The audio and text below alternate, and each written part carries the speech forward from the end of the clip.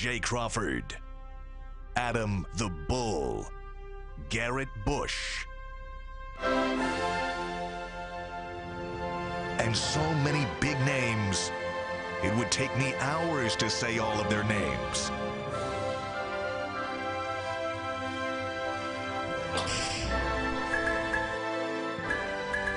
The ultimate Cleveland sports show. Booyah! It's Monday!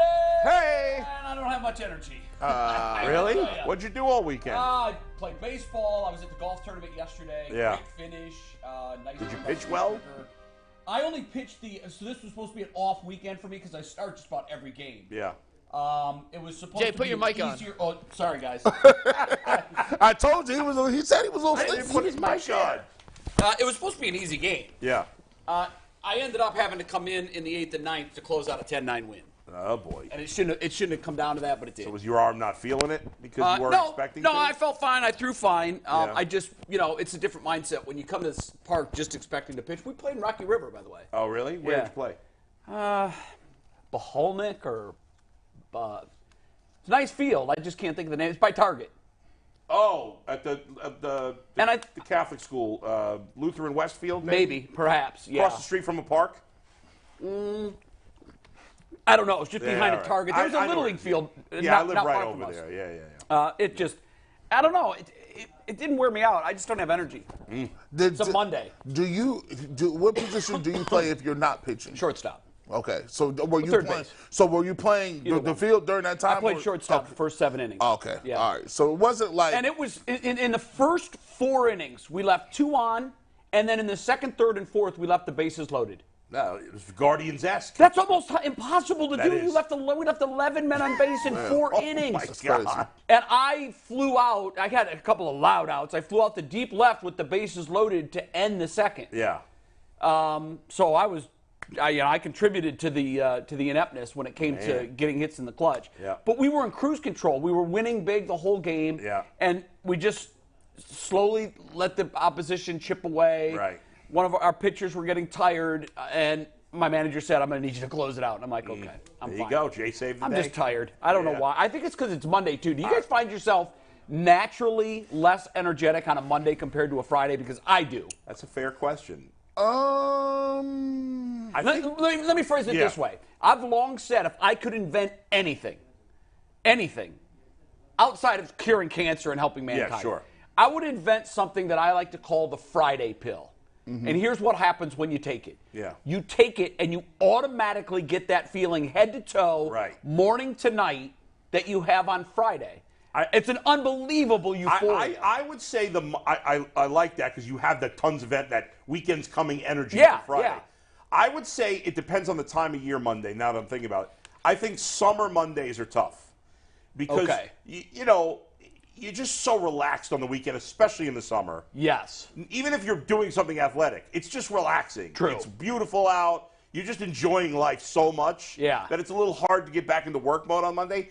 Football season, it's not. Football season on Mondays, I'm ready to go. Yeah, because we've got so much to talk about. We just watched the game yesterday. Right, Most true. cases ready to True. fire it up. But from a weather standpoint, like I'm a total sunshine guy. Yeah. When it's 30 and snowing and a Monday yeah, morning that's in true. November, keep me away from sharp objects. Yeah, well, I mean, that's a tough it's lift. tough, yeah. So I shouldn't complain because at least it's sunny and It's gorgeous, it's still smoky out there. Can you guys smell it at all? A little bit again today. It came back. God, it's annoying.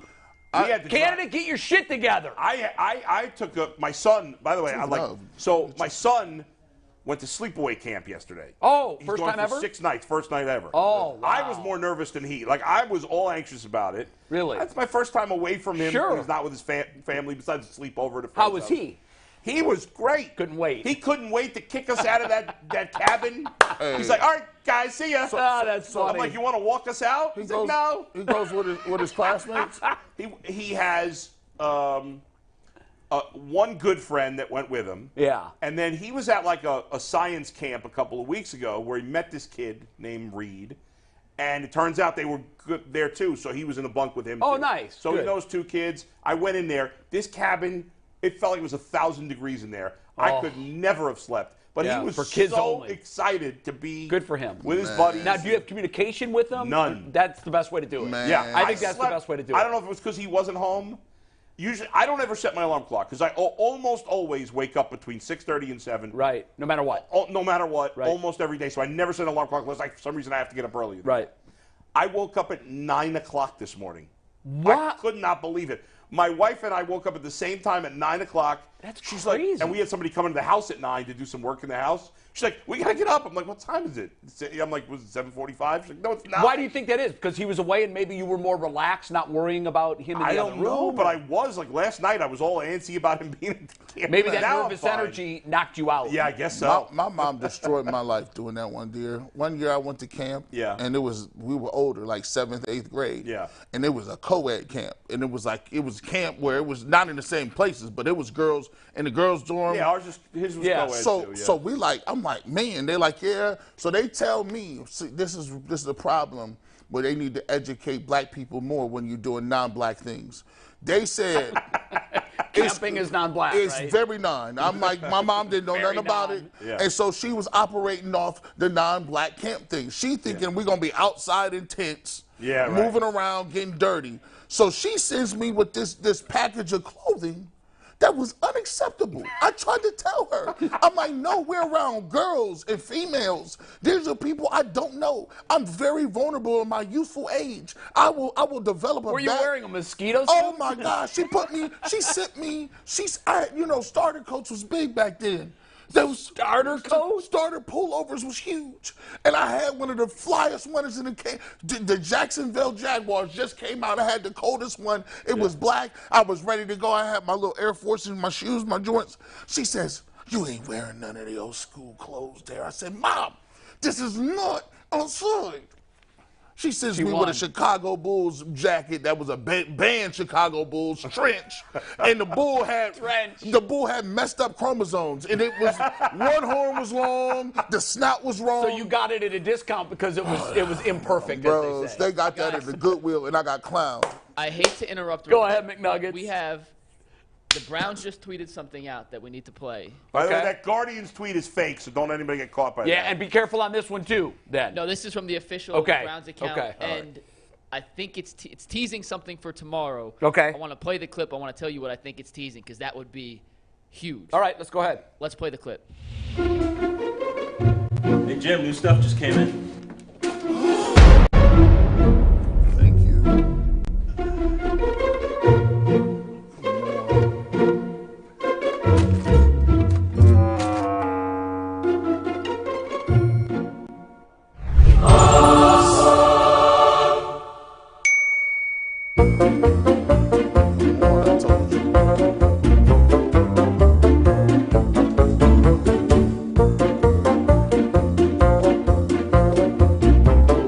Jimmy, what are you doing? Those dude wipes are meant for a different kind of cleaning.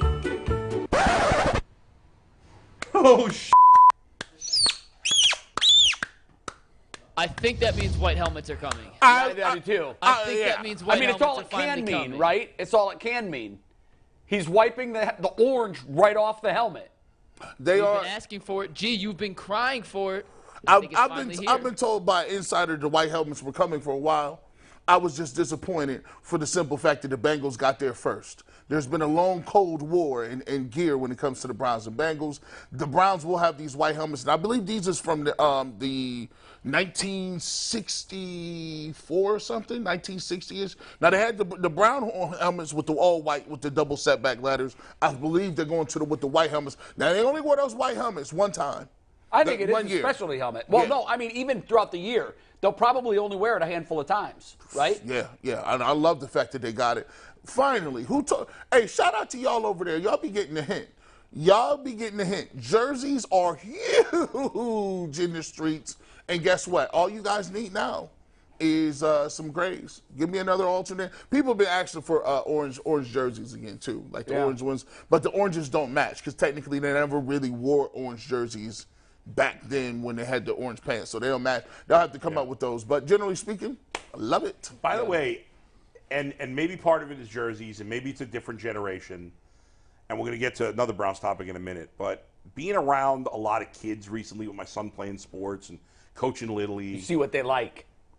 There's not a lot of kids. Like, hey, listen, I'm not meeting a million kids. Right. A lot of kids They're not Browns fans. Really? There's a lot of kids that are not Browns Are fans. are you saying they're not NFL fans, but they are fans, but they're fans of another team? Yes. Yeah. Yeah. So I think you're right. I think that's generational. Yeah. My nephew, I've talked him out of it. Yeah. Born and raised in Cleveland. Yeah. He's now 14. He, for the longest time, tried being a Golden State Warriors fan. And I'm like, whoa. Yeah. Now he's not blood. It's my wife's sister's son. Right. Okay. Yeah. But I try to have a little influence on him when it comes to sports. So I was like, and by the way, this is when the Cavs were great. Yeah, right. And I'm like, what are you doing? He goes, I love Steph Curry. Steph Curry. And I get that, but what I don't get is how a kid born and raised in Cleveland can root for not just, it's like rooting for the Steelers if you're born and raised here and you're right. I don't get that, but they want to be associatable with winning. And, or and the cool jerseys or whatever. cool players. We're seeing more and more of this. We've seen it in basketball now for a while, where kids root for players, not teams. And we're starting to see it more and more in football, too. Especially quarterbacks. Right? So, there's a lot of Chiefs kids that are Chiefs fans because they love Patrick Mahomes. Absolutely. And I get it. If you never have fun, interesting offenses, you don't have a quarterback. You don't win. You don't win. Yeah. And your jerseys are Halloween colors and one of the worst colors out. How would you get young kids to like you? That's a fact.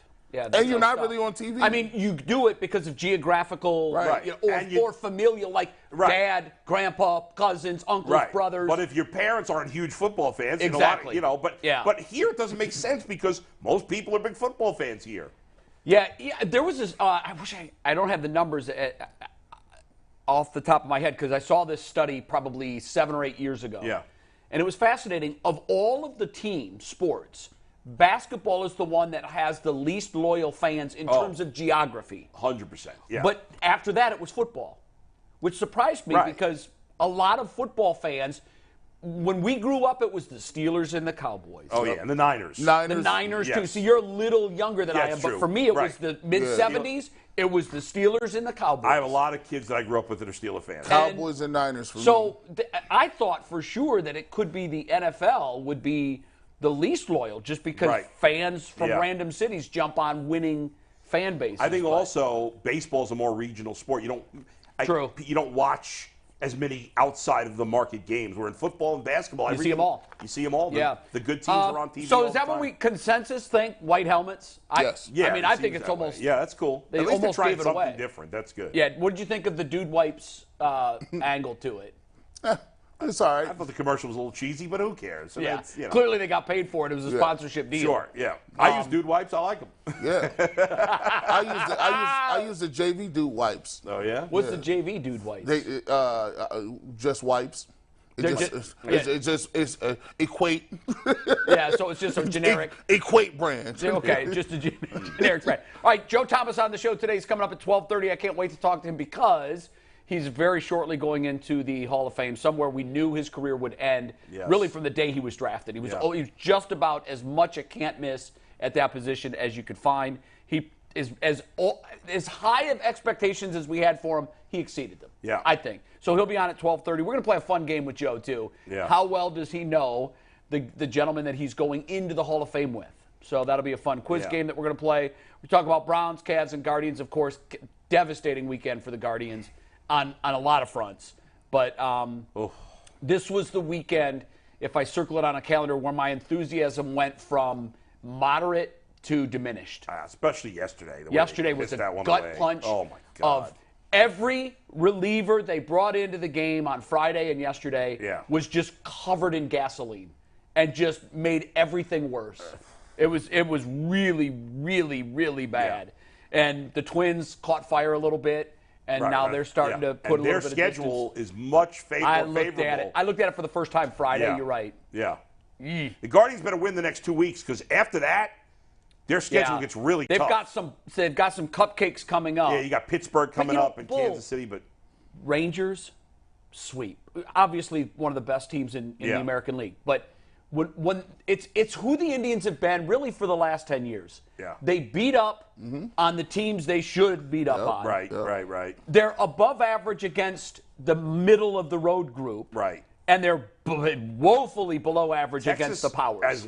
Texas leads the majors in runs scored. They have like 125 more runs than the Guardians. It's unreal. And yet they've allowed the same amount of runs as the Guardians. Let me ask you this, Bull. Yeah. Whenever there are stats that are so wildly eye-popping, like that, like the fact that the Braves now have the third best OPS in the history of Major League Baseball, behind the 27 Yankees and the 95 Indians. Yeah, that's crazy. Ironically enough.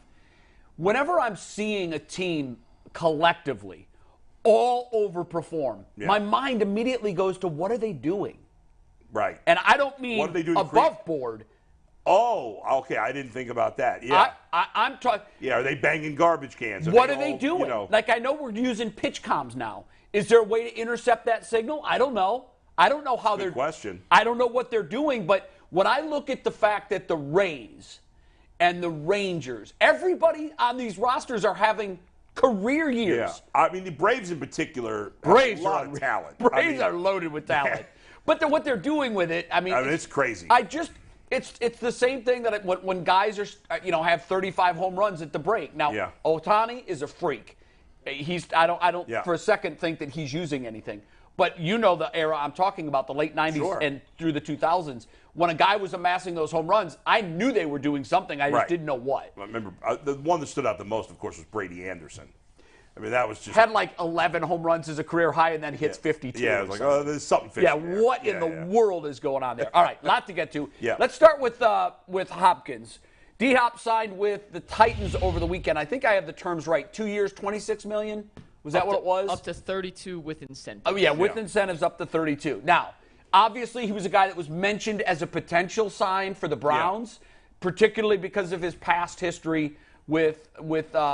With Watson. Yeah. I don't know that when I saw this, there was a piece of me that said, oh, damn, we're not going to get him. Yeah. But also at that price tag, I thought, well, we just can't do that. Am I wrong? Why not? Why not? Well, I'm going to go back to, honestly, you're the one that told me don't do this. I did? You did. You told us 3 months ago, 31 years old, over the hill. That's the demarcation line for receivers. They never produce like they did before 31. And generally, that's true. And so I kept hearing that in my head, Bull. It's funny because I did say that and I believe that. In most cases, it's the case. He played so well last year. Now, I was hoping you could get him on a one-year deal. Right. But is there an option, by the way, or is this locked? I don't know how much is guaranteed. Because I didn't see anything about it there being an option for the second year. I don't think. No, I don't know. I don't know what the guarantee. I only saw it 2 years, $26 million. And obviously, he took the money. The thing with the Browns is, we all know that this comes. We could talk about the DC. We could talk about the additions on the defensive line. The whole season comes down to, is Deshaun Watson the player he was in Houston? Yeah. Is that guy here? If he is, the Browns are a contender. If he's not, they're not. It's that simple. Yeah. However, if he is, okay, and you want to compete with the Kansas Cities, the Buffaloes, and the Cincinnatis, we'll say just those three. Right. Because I think there's others that you have to compete Miami you can throw in. But those are the three best in this conference. It's an arms race because those teams are loaded. And those teams are proven. Yeah. Those teams, Chiefs obviously are. You're still not sure that the receiving core here. I just don't. They're not as good. Like, the Chiefs receiving core. Let's throw tight end into that. Yeah, because he's their best pass catcher. Besides Kelsey, the rest of their guys, there doesn't appear to be anybody special. Right. But he's so ridiculous that it almost doesn't matter. Yeah, he rises all talent to his level. Because of Mahomes and Kelsey. It doesn't matter. The other guys are going to get open. The Bengals are loaded at wide receiver. Sure. The Bills are not as loaded as the Bengals, but Diggs is special. He's an elite wide receiver. Right. They got a good, solid tight end. They got solid other guys. The Browns' number one receiver is good, but he's not Jamar Chase. He's not Diggs. He's not Kelsey. Right. And so I want the rest to be as good as possible. Now, I like the potential. I really like Elijah Moore, and I do think there's a lot of potential. But it's not a sure thing. Yeah. And when you're trying to compete with the best of the best. But is Hopkins at 31 a sure thing? Maybe not. But he did still play very well last year. And as I said, he could easily fall off a cliff. And we may be looking at him on the Titans, and he may suck. Some of that because they're not very good and they don't have a good quarterback.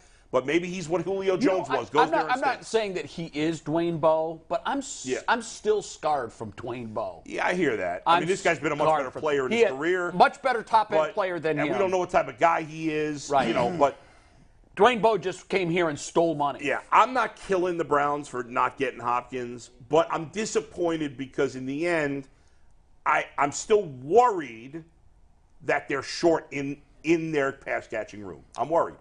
I think you could be two things. I'm with you. I do think they need another receiver because I want a buffer. And a lot of people, I said this the other day, and a lot of people on Twitter were like, well, who has all these great receivers? Someone's going to get hurt, and, who has all these great receivers where, their third receiver's that good? And I say, guys, I don't think sometimes people are a prisoner of the locality. I don't think people understand just how good certain other people's receiving cores are. Like, the Dolphins are elite. The Bengals are elite. You got guys, and you're playing in that division. I think the Jets have an opportunity to be a really fun offense. So for me, I come off as being over-aggressive, right? I want backups to the backups to the backups. In this case, something tells me I got to put this on Deshaun Watson's doorstep, right? If Deshaun Watson really wanted DeAndre Hopkins, I felt they would have had it done. So you think this is by a byproduct of him not at least saying I need him? Yes, he's saying because all those things being equal, go back and look at what they did on the defensive side of football. Jim Schwartz got everything he wanted. Everything. Right? Everything. And so did special teams. They got they wouldn't got. So if DeAndre Hopkins is there, and you taking a look at it from a perspective of Deshaun Watson, if he says, guys, I like the people we got, but I got something special with him. Trust me. Yeah. If you bring him in here, we could pay dividends. I just don't think he had that level of urgency, right? And sometimes even at the price tag, though, even at the price tag, I think they would have took a look at it or went. They had the money. They had the money. It would have wiped them out, just about. Yes. Yeah. Who else are they saving it for? No, you're right. That's a good question. I don't know. Maybe Yeah. you keep some in a rainy day fund in case you get an injury and you have to go out and acquire somebody. Because I don't know. if you got a track record, like, come on, let's take a look at it and go back from just a real world advantage. You're doing a show, right? And they come to you, Jay, and say, all right, we're gonna start this show. Do you know anybody that is available out there that you really want to work with? If you have a relationship with a guy and he's been awesome where you've been working before, that's a done deal. Sure. Because you'll say, well, look, he'll be a little more expensive than another guy you can get. But he's worth it. Yeah, and so you think that did not happen? I don't think that happened. I think that's logical, G. I think that does make sense. It's probable, I think, that it went that far. So you're okay with it because the age? I'm a little like, I'm kind of in between you guys. Right. The age thing, Bull, because 3 months ago we had this discussion. I was preaching we had to get him. Yeah. And you were saying, no, we don't. And now we're on the other side of it. I didn't want to trade for him. No, I know. But I think everybody knew that he was going to be released because that's where it was going. Yeah. But for me, like you, I'm disappointed he's not on the Browns because I do think that we would be a more forceful offense with him in it. Yes. Mm-hmm. But everything comes at a price. I rarely give the Browns the benefit of the doubt because I don't think they've earned it. Mm-hmm. In this particular case, I'd like to think that they did their due diligence.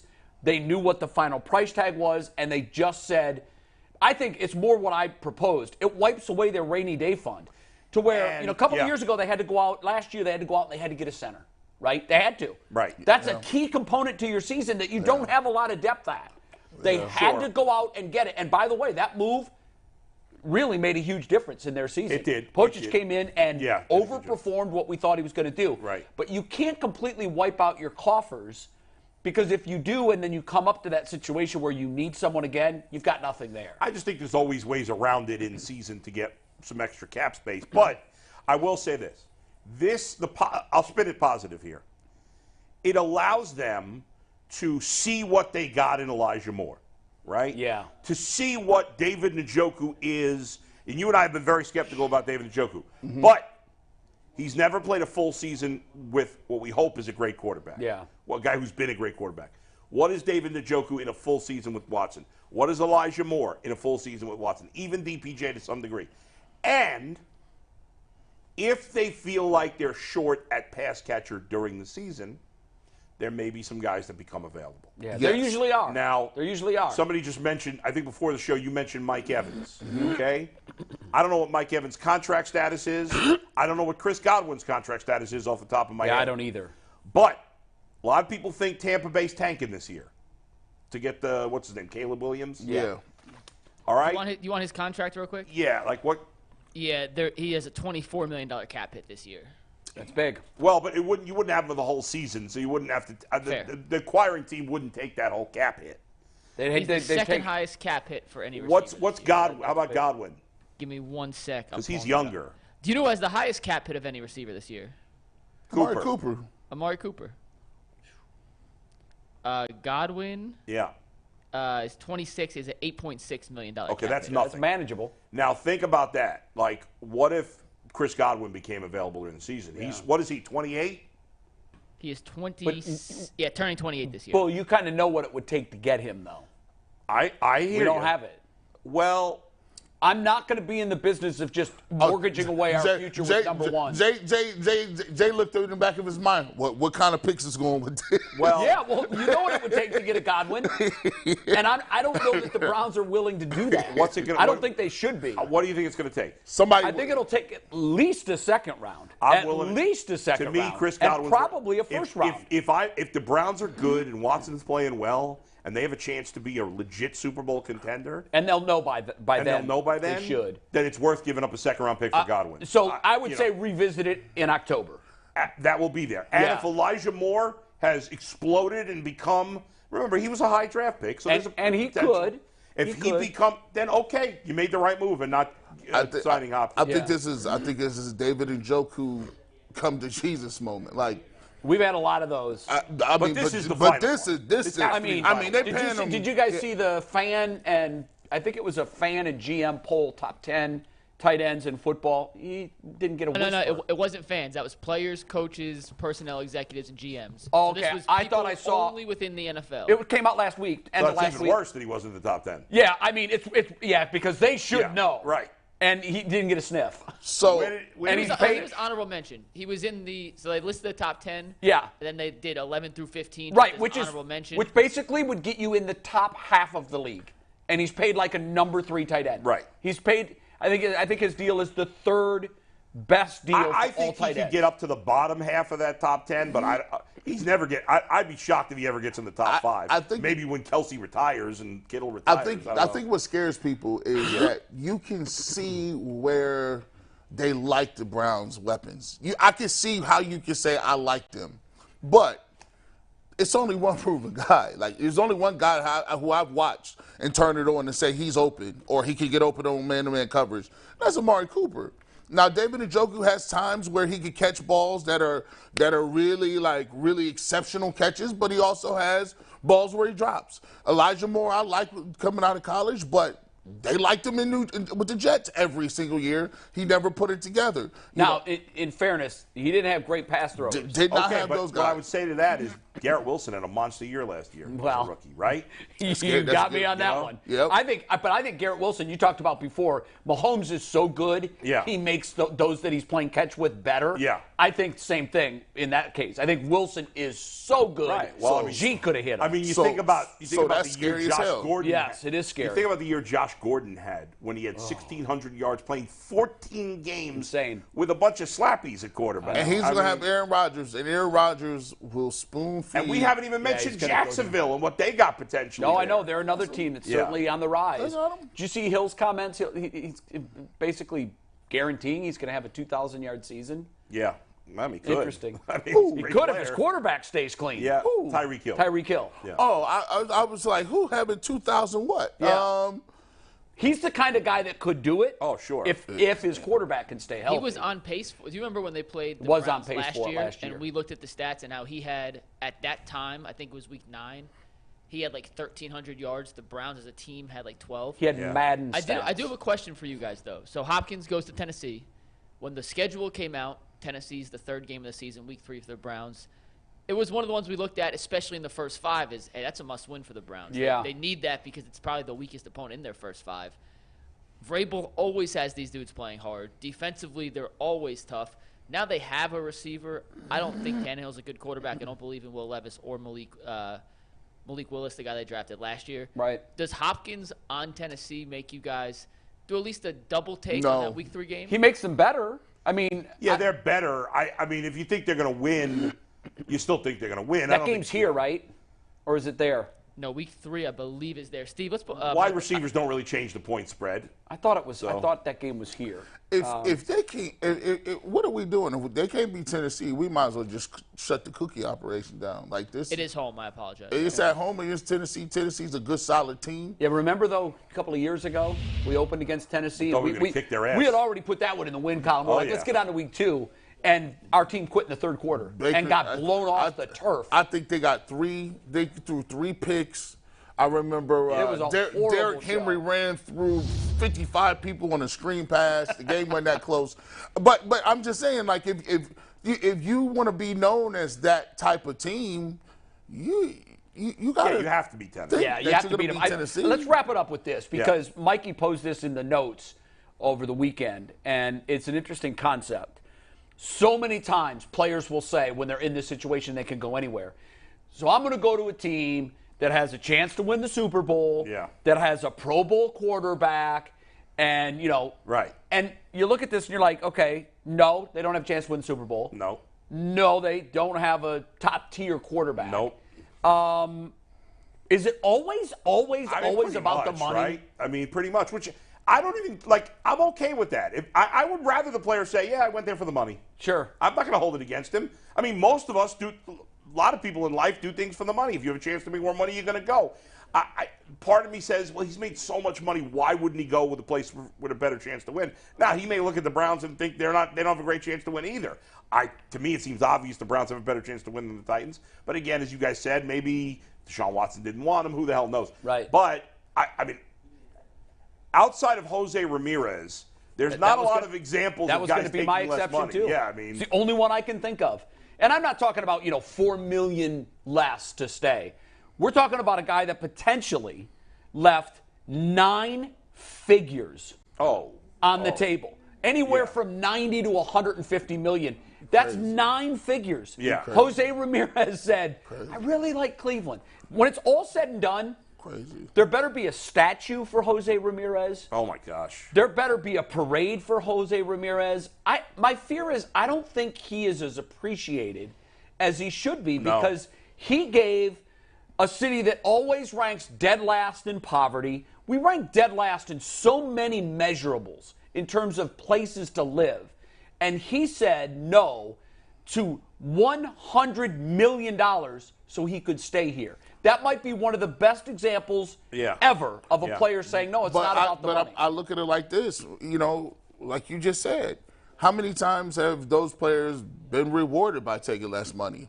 There's very few. Rewarded in what way? So, okay, they're not elevated to a certain status. But you know what? Tom Brady took less money, but he knew he was building a lifelong corporation because he was collecting rings. Right. Jose Ramirez, when he signed that contract, even though they came close in 16, he knows what the Guardians are. Yeah, he knows how they spend. So he probably was thinking, I'm probably going to end my career without a World Series, but I'm going to do this anyhow. So what I'm saying is when you take less money, usually you would say, well, if I take less money, I'm going to be beloved. I'm going to I think he is beloved by the fans. I think he is, but my fear is I don't think he's as appreciated as he should be. Because people he should have booked himself as the lifelong all-time favorite Cleveland athlete ever. People don't realize how good he is because he's not seen as a guy that's making $500 million in one of the big cities. I think the diehard baseball fans know. I think what you're saying there is more about baseball than it is about Ramirez necessarily. But you probably. But yeah, I mean, imagine Bull if he was a Yankee. Oh my God, he'd have damn near Derek Jeter status right now. Yeah. See? Yeah. But baseball is. Listen, I haven't lived in New York in 12 years, so I'm judging. By the way, they're in last place right now. Yeah, right. Tied with Boston. The Yankees tied for last. It's unbelievable. And And both are light Baseball's years just better than the bigger in Guardians. New York, percentage-wise. Like, Yeah. In New York, again, maybe it's changed because I don't have as good a feel for it as I used to. But from the years I lived in New York until 12 years ago, I was mostly there. Baseball and football were this. Yeah. In fact, as a kid, baseball was above football. Yeah. And now it's probably here. It goes back and forth depending on how good the teams are. I would But second here, that. that's not even close, you know. No. And you know Football that. You lived in is the king. area. You Yeah. know how big baseball is. Baseball's huge. It only Here, football's here, baseball's here. It only makes sense for you to take less money is if going to another place elevates you in the history of the game. But what I would say is, you know, if we're going to be annoyed sometimes when players go for every last dollar, I mean, I love that Jose. I'm not going to I'm not annoyed by that, by the way. Right. Like, no, I'm not either. But Yeah. some people do. And then some people kind of make fun of Jose Ramirez or take pot shots at his agent. He wanted to, you know what, something to be said for he's happy here. He did what he wanted. His agent Yes. had to come out and publicly defend Jose's decision. I know, which is because ridiculous. If you're the agent, you realize that that's kind of brand wrecking. Your biggest star took a 9-figure discount. Nobody does that. You know what? A lot of players go to new places and they're miserable because, you know, even if they're making Jose Ramirez is set for life. Even with all the money he gave up. And he would have been. He is set for life. No matter what. Right. But and he said, did, you know what? I'm happy here. I There's like a saying, being don't here. mess with happy. Yeah. Don't screw with it, man. And he likes it here. He's happy here. Yeah. You know, I think Jose doesn't love the limelight. Clearly not. If he wanted to, his English is good enough. He could do English-speaking 100%. interviews. 100%. He's hiding behind that because Yeah. he just doesn't care for the camera. Yeah. And that's fine. I think you could take less and play longer baseball. You could play basketball, and chances are you're not going to have life-threatening injuries. If you are a football player, and DeAndre Hopkins is 31 years old, he has one more opportunity to get one. I naturally, is it for him. I naturally assume that money that he had before, that's gone. No, but he made over $100 million already. But they go through it, man. When you young, They go you through taking it. care of a lot of people. Fair, he may have. I don't know. This but is retirement check. I'm not critical of him, but don't try to convince me it's something it's not.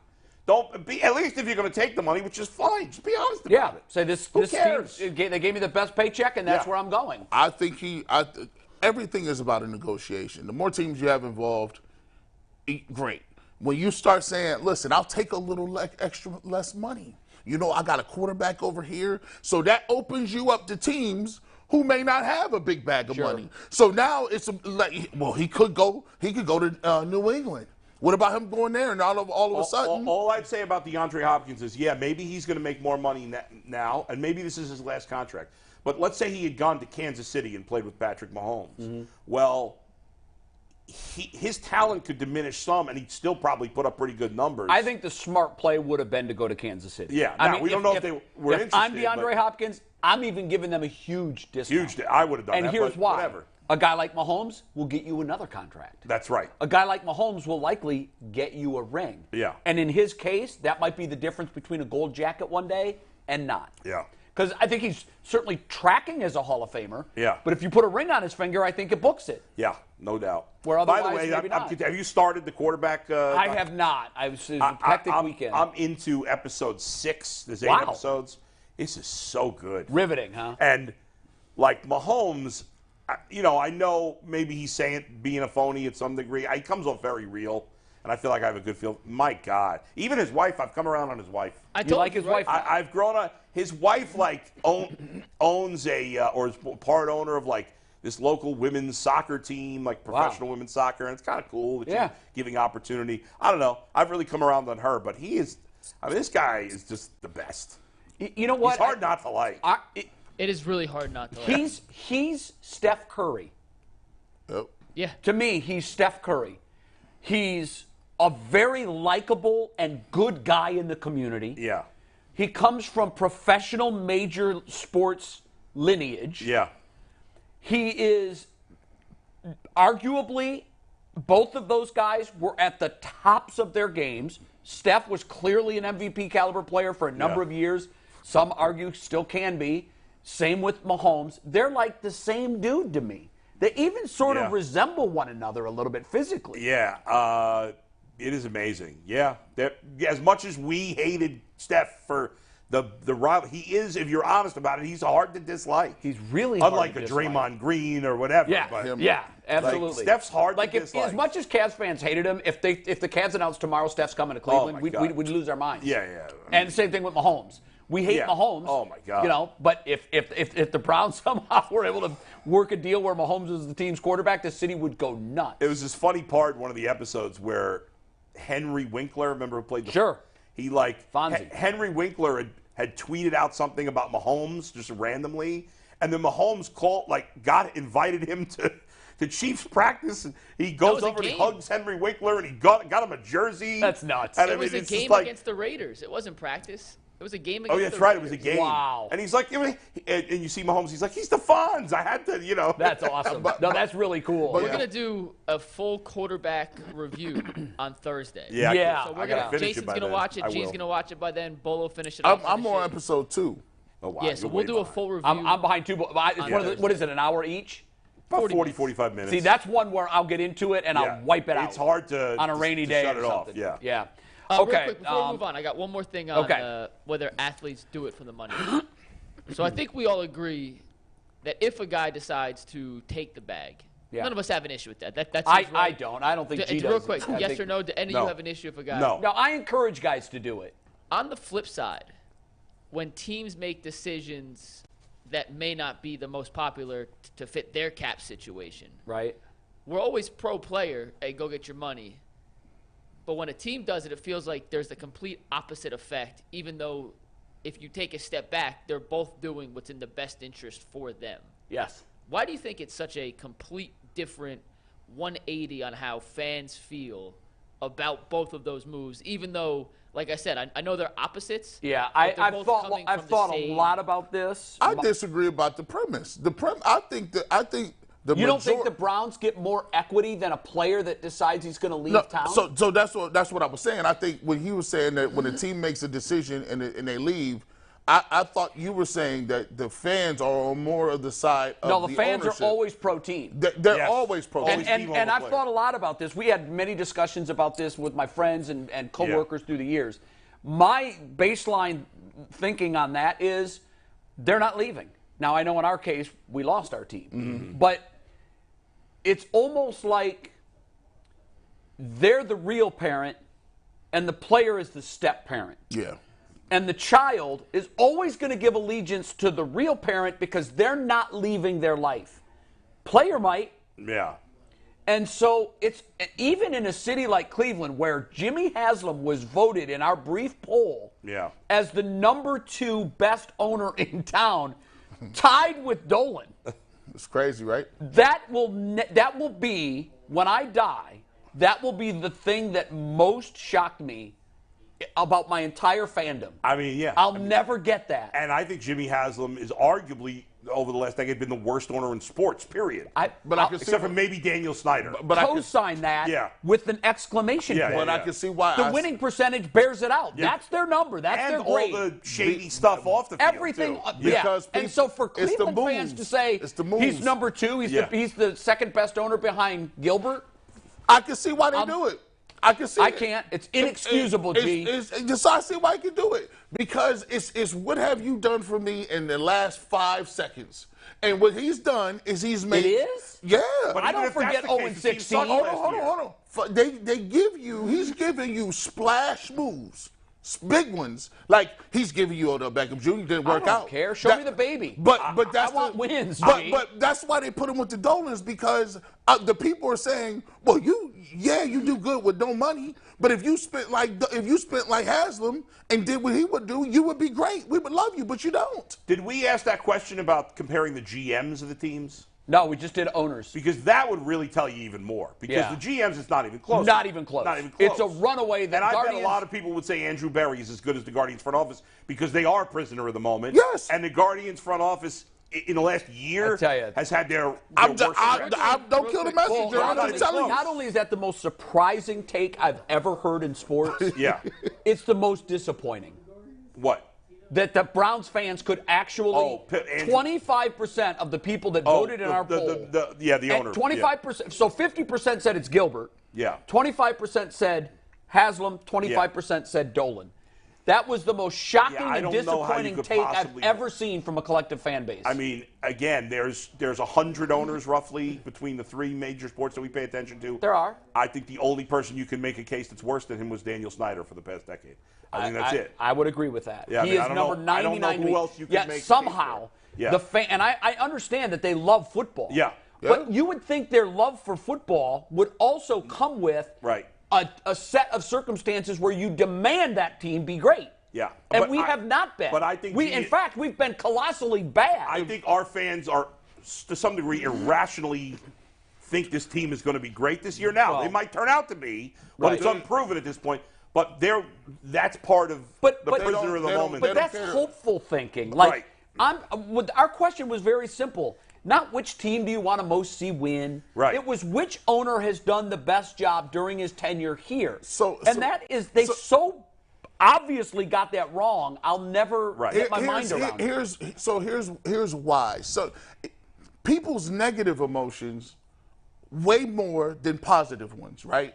So say, for instance, I always said to certain people, love is less than anger, right? When you are angry, or you don't think about all the bad times you had. You think about when you broke up, right? The last thing you remember. And a lot of people feel like the Guardians, they've checked out on them because of the perception that they are not trying to win and not spending money. And yes, they're good. Yes, they have a better track record. But people are like, no, that's unacceptable because you're telling me keep coming, keep showing up, keep doing what we're doing. And they don't do it. They don't. It doesn't give them a pass to not spend money just because they've been good. Yeah, right. And so that negative taste kind of permeates. It feels like you know what I think wants you're to saying? win more than Dolan. Here's my saying with sports. In fact, after our game Saturday, we went to BW3's there in Rocky River, and some of the guys from the other team came. One of them is Charlie. I know you watch every day. Huge fan of the show. Mm-hmm. I had a long conversation with Charlie, and one of the things I said to him was, it's my mission statement in life. I hate to lose more than I love to win. Mm-hmm. And I love to win second to everything. It's the strongest emotion I have. Win. Except my hatred of losing. Yeah. And so I'm just blown away that Browns fans can check that Haslam best owner in Cleveland box when you look at the pile of shit he's given us. It's amazing. By the way, one last thing before we move away completely from this conversation I just thought of. Yeah. Because I can't remember if I mentioned this on Friday, but I mentioned it last week. I don't know if you did I say Friday that I interviewed Andre Dawson last week? No. I mentioned this. So I was really excited because he was one of my favorite players. I bet. So Andre Dawson, I'll tell this real quick.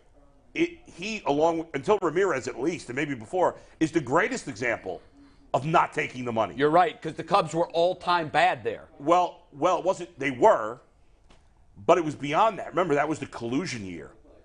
Okay. Remember when baseball got sued for collusion? Yes. And Dawson was one of the best players in baseball. He had played for the Expos. He had been great. He had been a multiple-time All-Star. He had that cannon in right field. He had home runs. But it had killed his knees playing on that AstroTurf in Montreal. Yeah, which was like a parking lot. And the year with he carpet went, on it. and the year he went to the Cubs, that was the collusion year. He basically said, "I'm giving the Cubs a blank. I want to play at Wrigley Field. Blank contract. You fill in whatever you want." They paid him barely above minimum salary that year. Are you kidding me? Yeah. I don't remember it was that low. I do remember that he stayed there. But the collusion deal, that was real. Yes, 100%. They were absolutely. Rick Manning was part of that. Yes. He was one of the guys that was in the collective lawsuit. Right. Dawson was the biggest star, and nobody was offering him a contract. They were literally, you talk about institutional cheating. Yes. They were literally talking amongst one another, saying, we're not going to touch this player. This is our ceiling for this player. Then he ended up, and we'll all benefit if we all stick to it. And then he ended up winning an MVP on a last-place team, which was the first time that's ever happened. You're right. And then A-Rod did it later. Wow. With Texas. Is he bitter over that? He wasn't, and he was great. I talked to him for 25 minutes. He told me the story because I had remembered when Eric Shaw, remember Eric Shaw pitching on the Padres? Yeah. Hit him in the head wow. with a pitch. He was out cold on the field. Sutcliffe off the Cubs bench goes bananas, charges out after Eric Shaw. Wow. Huge brawl. All right, took a while to break it up. All of a sudden, Dawson wakes up and goes after Eric Schau. He had been knocked out cold. They didn't carry him off. He stood up and went after Eric Schau, chased him into the dugout. Oh, my God. It was crazy. And he told me the whole story behind that. It was amazing. It was fascinating. He must have believed it was intentional. 100%. Because he had hit a bunch of home runs. He had hit like 4 home runs off Schau the last 2 times. So that was intentional. Yeah. And it wasn't like Dawson was showboating. Where can people listen to that? Because I'd like to listen to that. Check it out. I mean, you could go on Apple Podcasts. And what do they search? Spotify. Search for The Bullpen with Adam the Bull. Okay, great. And it was last week. I got to tell you, I love interviews like that with stars from my youth when I was the 70s and 80s players. You know, was tough as nails. love it. I love it. Yeah, he was tough. Yeah. He was a great player. Yeah, and Hall of Famer. it was a shame that he never really played on a big stage and for a great team. In '89 when the Cubs made the playoffs, remember that? That was the series where Mark Grayson and Will Clark both hit over like 600. Oh, yes. And he was But hurt. wasn't that like a 3-game series? It was a 4-game series. Yeah, it was a best of 5 back then in the first round. No, it was. I think it was 7, but they won it. Oh, well, maybe I it was think it was 3. best of 5. It might have been best of 5. It was a CS or Will Clark was unbelievable. I think he was like 14 for 22 in that series. That was it was nuts. something crazy. Okay, Mikey, Go ahead. You want to do some business here before we dive in on the Cavs? No, we'll have a PCC poll for the end of this, but that's about it. We got to talk about Summer League because tonight the Cavaliers have a chance to bring a championship back to the city. Get those rings. If we held a parade for 0-16, don't we have to hold a parade for Summer League title? The rings are By nice. the way, we got to talk about, and I know G's excited about it. I know Earl's excited about it.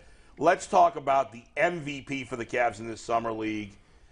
He has been amazing. I'm excited about his future. The great Isaiah Mobley. He's been absolutely unreal. He led the Cavs to their win against the Nets. I think Isaiah Mobley is the next. Forget Evan Mobley. Forget Evan. Isaiah Mobley. He is the man. I mean, if he can score. So you're being sarcastic because your point here is Summer League means exactly what the Browns are going to wipe off their orange helmets. That's right. Nothing. That's right. Isaiah. Now listen, they're doing a nice job, and you'd rather win than lose. Of course, it's fun. Let them win. I hope they win. Who are they playing, by the way, in this championship game? Playing with Houston Rockets tonight at 9. Tonight at 9. They play. So it's the faux Cavs against the faux Houston Rockets. That's really what it is. It's actually kind of the real Houston Rockets because they're so young. They're young, lot of their and actual players are still first or second year guys and are playing in this. Yeah. By the way, and they will beat the Cavs. Also, interesting note about Emoni Bates. He and I are very close in total assists for the Cavs. we're neck and neck. He barely has more assists than the 3 of us put together. That's right. McNuggets, that is the new talking point. The new talking point. Don't forget all the other stuff. Hey, he's up to 0.6 assists. How does he have It's the assist that 3 we looking assists at. in 5 games? It's looking like No, it's just a way to bust your chops. Yeah, I know. It's a new thing. Now, all of that being said, he had his best game in the Summer League. He's done a nice job. He was 8 of 13. Yeah. More importantly for me, he was 4 of 5 from 3-point range. But again, and 7 rebounds. He played a nice, rounded game. If you take out of the equation, he doesn't share the basketball. Right. He's done a nice in terms of scoring. He's done what you could have hoped in this. I think he moves the basketball. Assists are a function of guys putting the ball in the hoop. To me, I just want him to make the right basketball play. If that basketball play is to reverse the ball, swing it, that's fine with me. If it don't end up in a three-pointer or an assist, that's fine. I just want to see you doing the right basketball thing. I think when you watch this game, I was so impressed by this because if you watch the first game he played, he was the Eastern Michigan Emoni Bates. We pull it up. We're doing a lot of things. I think he has some good – I think he had better spacing. I think he moved well without the basketball. And I'll say that I like the fact that he crashed the offensive glass, got a tip in. He got a big-time three-point shot to kind of put him up at the end of the game. And, for me, as a person who was an athlete, I think all of these things, it might be summer league for these guys, right? But I'm a person of competition. Coach Prime said this the other day. He said when he was doing his program, he said, what I want is competition everywhere. Give me 2 tables right here for ping pong. Give me 2 pair for air hockey. Give me a ring over here for boxing. And what he's trying to set up when you're with a program like Colorado who was 1-something, or when you're with the Cleveland Cavaliers who have not done anything without LeBron James, You're trying to set a culture of we want competition. Anything that we keep a score on, I want to win. So the Cavs, of course, this might not affect Donovan Mitchell and Darius Garland and all those rest of those guys, but we're trying to build winning habits. And when you're dealing with a player like Emoni Bates, who has not had winning habits, I look at it as small victories, building solid habits. I look at improvement from year to year. It was a joke Isaiah Mobley was just in on the Friends and Family plan. He was a T-Mobile guy. Friends and Family, Evan Mobley's your brother, come on in. But I like the fact that he's used the summer league to get better. He's using facilitating. He's got better dribbling. He's putting up the points. So my thing is, if we want to cultivate, we applaud the Spurs all the time. We applaud the Denver Nuggets. We applaud those teams that have a culture. Well, we can't be laughing at them if they're trying to build that same culture. And it starts very small with Summer League. When we talk about the culture of those teams, we don't ever talk with Summer League. Now, maybe you're right. I'm just saying, but it's not like we ever bring up Summer League. I think because everybody has come to know that the Summer League, the guys that we see in the Summer League, for the most part, are there exceptions? Of course. Mm-hmm. For the most part, these guys are all non-entities in the regular season. That's correct. Mm-hmm. They're there for it's basically a developmental showcase, a way for teams to work out their draft picks, for everybody to see what they have.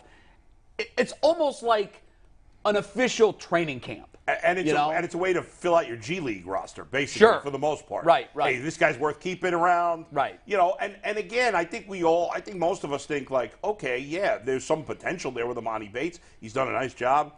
But to turn it...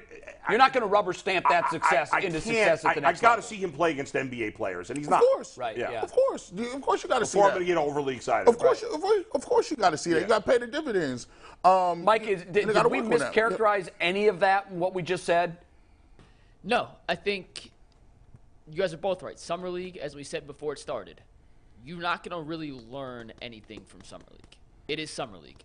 85 to 90% of these guys will never touch an NBA court. Correct. It's mostly a G League showcase. However, to G's point, development starts anytime these guys are on the court playing against each other because the cream rises to the crop. Right. And the cream in Summer League has been guys, essentially Bates, Merrill, Mobley, Craig Porter Jr., who's looked awesome. And again, Travers, great. who I really, really like. And if you go to Houston, Cam Whitmore, who fell to number 20, he was being rumored to be looked at by Houston with the 4th pick.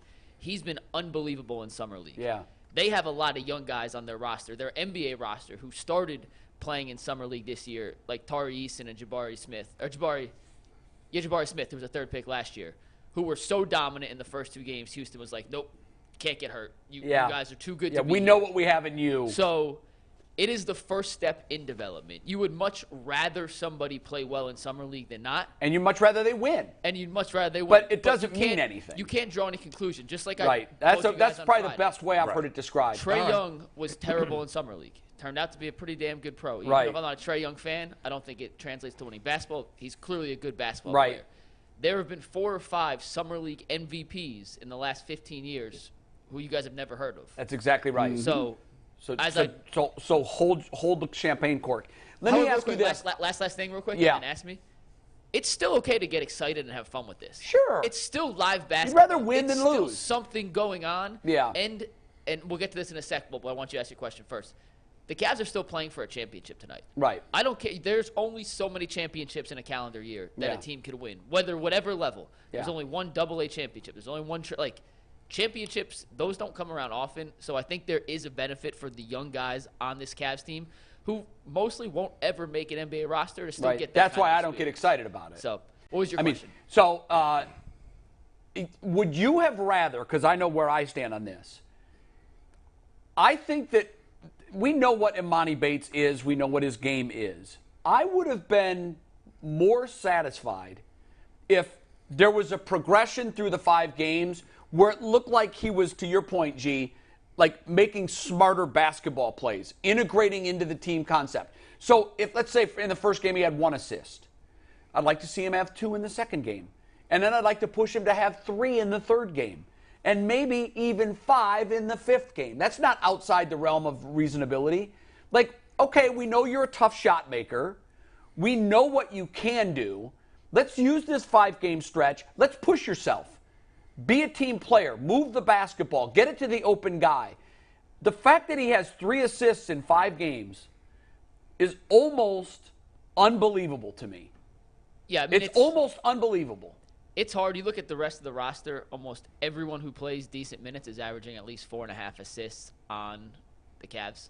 Yeah. Like Sam Merrill is, Isaiah Mobley is, Craig Porter Jr. is, Luke Travers. Like, the guys who are playing all and he's good averaging assists. 0.6. I'll say this, though. While, to G's point, in game 1, we broke it down. He had 33 touches. He shot the ball 19 times. He passed the ball a total of 13. Like, that's unfathomable to think. Wow. Those numbers have flipped. He hasn't shot the ball more than his pass since then. So there is a little progression. Okay, good. I didn't know that. And assist's a weird number because you have to make the shot. No, you need a completion on the back end. Right, but if you only have 3 in 5 games, you're not setting guys up that much. Some of those are going to fall. Yeah, you I'm just know? giving context here. However, I'll say this. I don't think at this point, he may at some point, like, he's still not a shot creator for others. However, he is, and I've been blown away by this. He's not a guy that just stands around when other people have the ball. He's moving. He moves, and he's a really, really, really, really, really good cutter without the basketball. And watch when Sam Merrill drives, especially baseline. He did it twice in the last game. He started in the corner when Merrill had the ball in the corner. And both times, as Merrill drove, he spot up to the wing, which is what you're supposed to do to give a better angle for a pass. There was no angle for the pass because his defender, Bates' defender, didn't follow him to the top. So what did he do? He makes a beeline 45-degree angle from the wing to the bucket. Merrill drops it off. He got fouled on one, made the layup on the other. Like, he's a smart basketball player, even if he's not necessarily. So you're coming around on him then, because early on. I don't want to say come around because I don't watch enough of him in college and like. No, but you made a pretty definitive declaration the day we were in the gym. I don't know if I'm privy to say it because it wasn't on air, but we were having a real honest conversation about will this guy ever be anything. And now granted, you were giving me the opinion and the evaluation of others, but people that you really respect. And you were basically telling me this guy's one of the worst basketball players that they've ever seen. Well, I will say this. Am I overstating just it? to answer that, yeah, I think it's a little overstating, but to the point of he wants to score, you cut to score. Right. Like, doing what he does is still getting Emoni Bates in Yeah, position it to leads to score points. at the end of the day. And I think we're missing 2 huge things. The first huge thing is he is not a finished product, right? When you come into the league, the idea is none of these guys are. Right. But here's the thing: if you are here and you have one skill set that you're great at, right?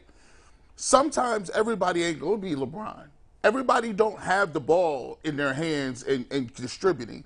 On this team as constituted, Darius Garland will have the ball all the time. Right. Donovan Mitchell will have the ball all the time. And if he doesn't have the ball, Evan Mobley will have the ball. So what you're looking for, if Emoni Bates was a ball-dominant guy who was passing the ball, he doesn't fit what they need. Right. What they need on this roster is Darius Garland to dribble, penetrate, Catch Donovan and Mitchell, and he can spot up, move around, Well, catch and that's the thing. Then he better be a great shooter.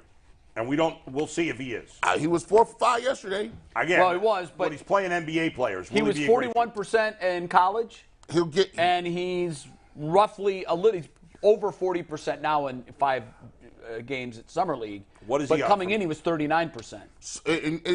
And I think, and then another really big thing that you take in consideration is, as you develop, right? We saw Evan Mobley. Some of the things that he can do, we want Evan Mobley to do, and Evan Mobley can't do that. It just shows you that it takes time and different development points where people get to the. You can't throw the ball to Evan Mobley right now and say go to work.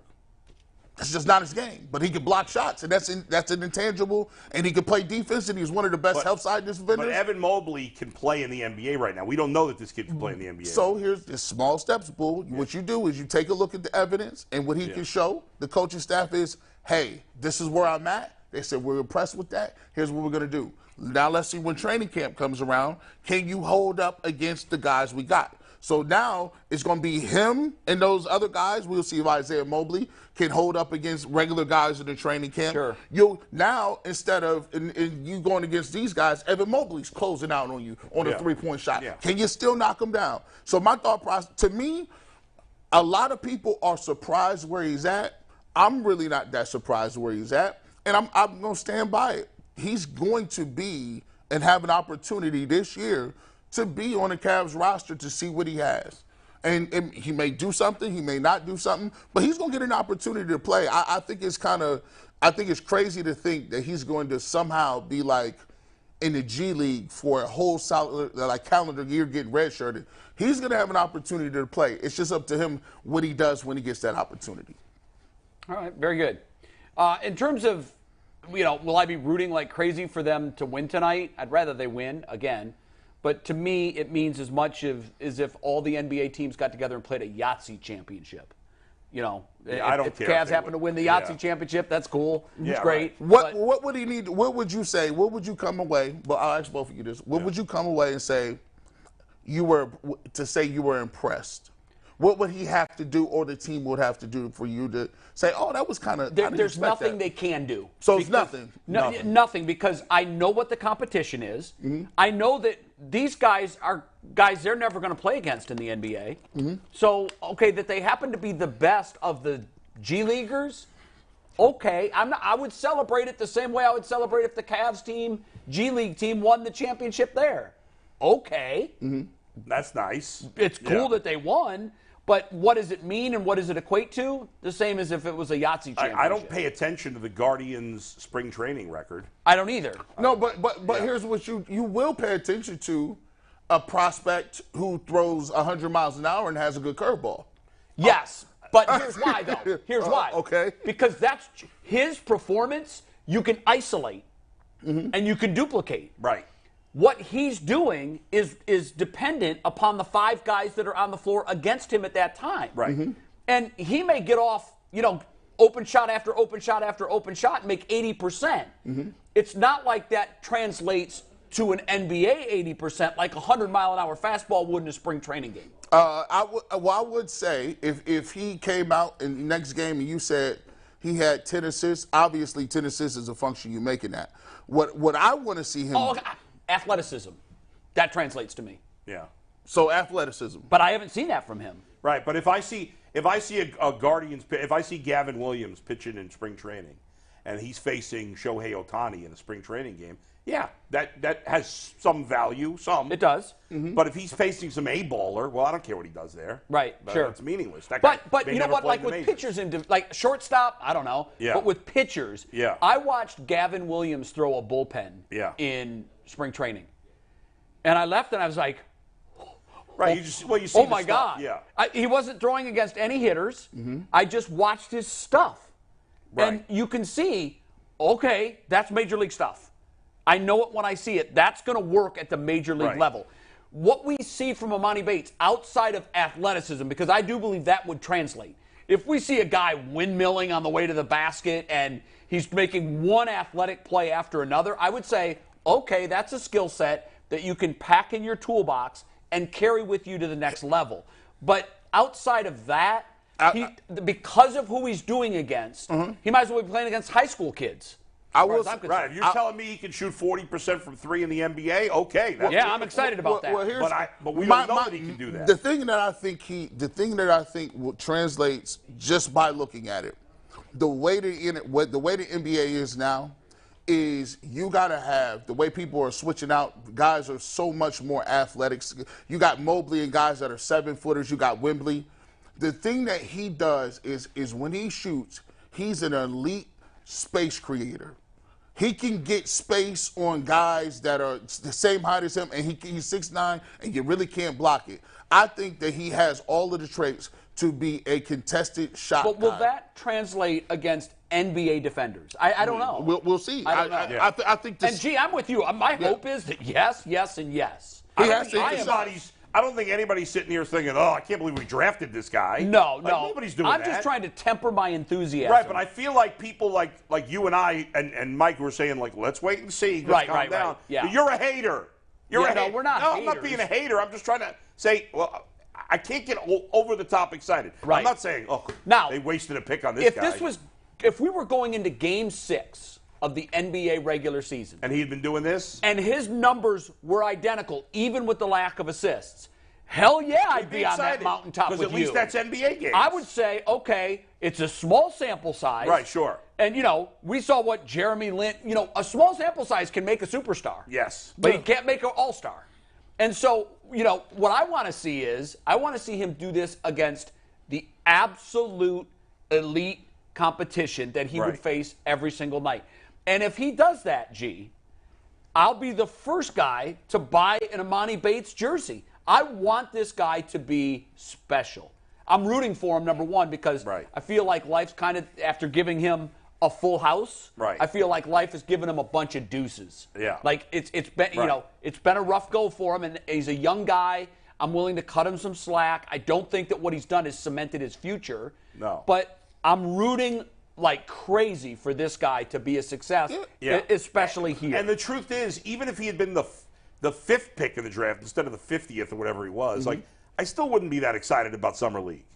No, I might think it has more. I might buy that it's more likely to translate, but in the end, even the first player drafted, I don't care what he does in Summer League. For an undrafted guy, I was talking to Travers about a little bit about this. The reason why it matters and the reason why Summer League is a place where you're like, okay, it matters to get to where you guys' point is.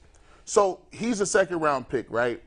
For him to even be able to get to that point, that he's getting minutes to see if he can play at that level, he has to play well in Summer League. You're right. Yeah. So you see, so that's why. So if you're looking at him, step one, Summer League. It's not meaningless, but it's a lot of steps in the process. So more steps. It's not meaningless to him. It's not meaningless to the process. Yes. Right. No. It's meaningless It's in terms necessary for him to get to where he wants but to go. But in terms of how some people are using this as if it's, well, he's going to be this kind of player in the NBA. That's where it's like, okay, wait a second. Yeah, I know. You got to see that. And now the second part of it, which is kind of funny because we're not privy to it. Now you go into training camp. Yeah. And now in training camp, now you playing against. Now how does it look when we don't know if you can play defense, but you just switched on Darius Garland. Are you a liability? Right. Okay, you just went to the basket against Jared Allen and Evan Mobley. Can you finish? Oh, you're getting your shot blocked. So now you get an opportunity to see in that place where now Kobe Altman and the coaching staff had to come up and say, hey, what is he better at? Is he good? To even get to a point where he's coming off because you know how it is. Like the Cavs they're a 51-win team. So at the end of the day, they got pros. Like they got guys that is getting money. So he's going to have to overkill. He's going to have to be just like a free agent in the NFL. Tyvus, I talked to Tyvus. He said, yeah, in the training camp and preseason, we hoping for an injury, and then we got to go out and play. We got to get a pick, a fumble, because a strip. If he is in the G League. Then you is in the G League. See, there it is. All right, very good. I got you got to PCC read. I got trivia question to PCC read. Then we'll talk to the Guardians. Okay. Where do you think Emoni Bates ranks in the Summer League in scoring this year in points per game? In terms of numerically? Yeah. Not percentage-wise. Yeah, I mean, he has He averages scored. 16.8 points a game. Where do you think that ranks in the Summer League? I'd say he's top 30. I want to say 20. I want to say 21st. I'm going to say 7th. 42nd. Wow. 21st, yeah. 42nd? 42nd. Well, there's a lot of guys, and I mean, there's 30 teams. If he was the lead, your leading scorer, you'd think would be in the top 30, and he's not their leading scorer. So who's their leading scorer? Mobley? I think Mobley is. Yeah. So then it would put him like 31 to 60, and 42 is halfway in there. There you go. Yeah. Yeah, the leading scorer in the Summer League was Jabari Smith of the Rockets. He averaged 37 points in 2 games. Yeah, but see, then he left. Yeah. Next is Orlando Robinson of Miami. Never heard of him. He averaged 27 points a game. How many games they play? 4. Did they find another one in this kid? I don't know. I shot haven't heard of him 58% from the floor and 43 from 3. See, I that's never heard impressive, of this guy. though. That is impressive. Orlando Robinson, he is a 6'11" power forward. Wow. From he got drafted last year from Fresno State. Yeah, never heard of the guy. Leave it to Miami to find these guys. Again, it's Summer League too. Yeah, no, I know. And then third was Tari Eason, also of Houston. They shut him down. Fourth was Jaden Hardy. He was a second-round pick last year, 24 points a game. Jaden Springer of Philly, 23 points a game. He was a second-round pick. All right. I think that's so. Yeah. A lot of guys. But I would only be curious to know where he ranks amongst true rookies, because the guys that are playing in their second year, the Isaiah Mobleys. They're supposed to be better. That got a little taste of Yeah. NBA competition. That'd be like you played 5 games of varsity. Yeah. And now you're going down to JV. You better, kid. I mean, Tari Eason was playing legit NBA minutes. Got a for lot you. of minutes. So So- Jabari Smith Jr. last Same with Smith. I mean, it Kenny was Lofton. good. I mean, Yeah. Smith they're good players. The real quick, top 5 rookies in this class. Keontae George, who was the 16th pick, is averaging 22 in 4 games for Utah. Javon Freeman Liberty, who they played against Chicago in the 4th game, he's averaging 21. Lester Quinones, never heard of this guy, undrafted, 21. Hunter Tyson is averaging 21. And then Cam Whitmore on Houston, who they'll play tonight, is averaging 21. So those are the top 5 true rookies. All right. All right, we got a PCC read real quick, and whenever we tell you what the internet is saying, it is brought to us by our dear friends over at PCC Airfoils. If you're looking for a job with career advancement and great benefits, well, PCC Airfoils is a leading manufacturer in Northeast Ohio. All locations of PCC Airfoils in Eastlake, Menor, Wickliffe, and Minerva are hiring for all positions starting at $18 and up, plus full benefit packages, paid time off, and a signing bonus. You can apply online at precast.com/careers to learn more. We asked the chat, how interested are you in the Cavs championship game tonight on a scale of 1 to 10? Over 300 votes. 49% said 10 wouldn't miss it. Let's get that ring. And speaking of that, I will be sending out texts to our Haymarket members tonight through the game with some breakdown and analysis of what we see. So if you're not signed up, you can become a member and sign up. That is a members only. Mikey McNuggets, is that just in your opinion, is that in your Emoni Bates excitement, or is it just the fact that the Cavs are in the championship?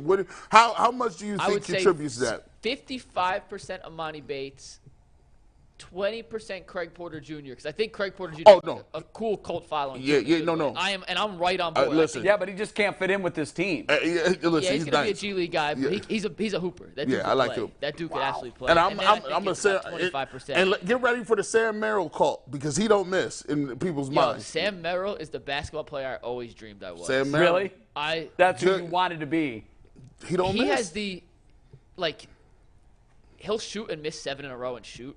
But you think That it's is what gonna you win. need a shooter to have. You That's want the a one shooter to thing do that. that I could. If I missed 2 or 3 in a row, I was so hesitant to pull it again. I feel like I 5 love years Sam from now, Merrill. when this show is thoroughly established, we need to make a deal with the Cavs to have Mike play in a summer league game.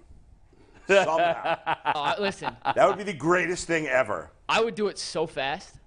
Right. No, You'd be Mike, we crazy thought you not wouldn't to. do it. Of course you would course. do it. What do you I would mean? be- I would be by far, hands down, unequivocally the worst summer league player in the history By a lot. of the.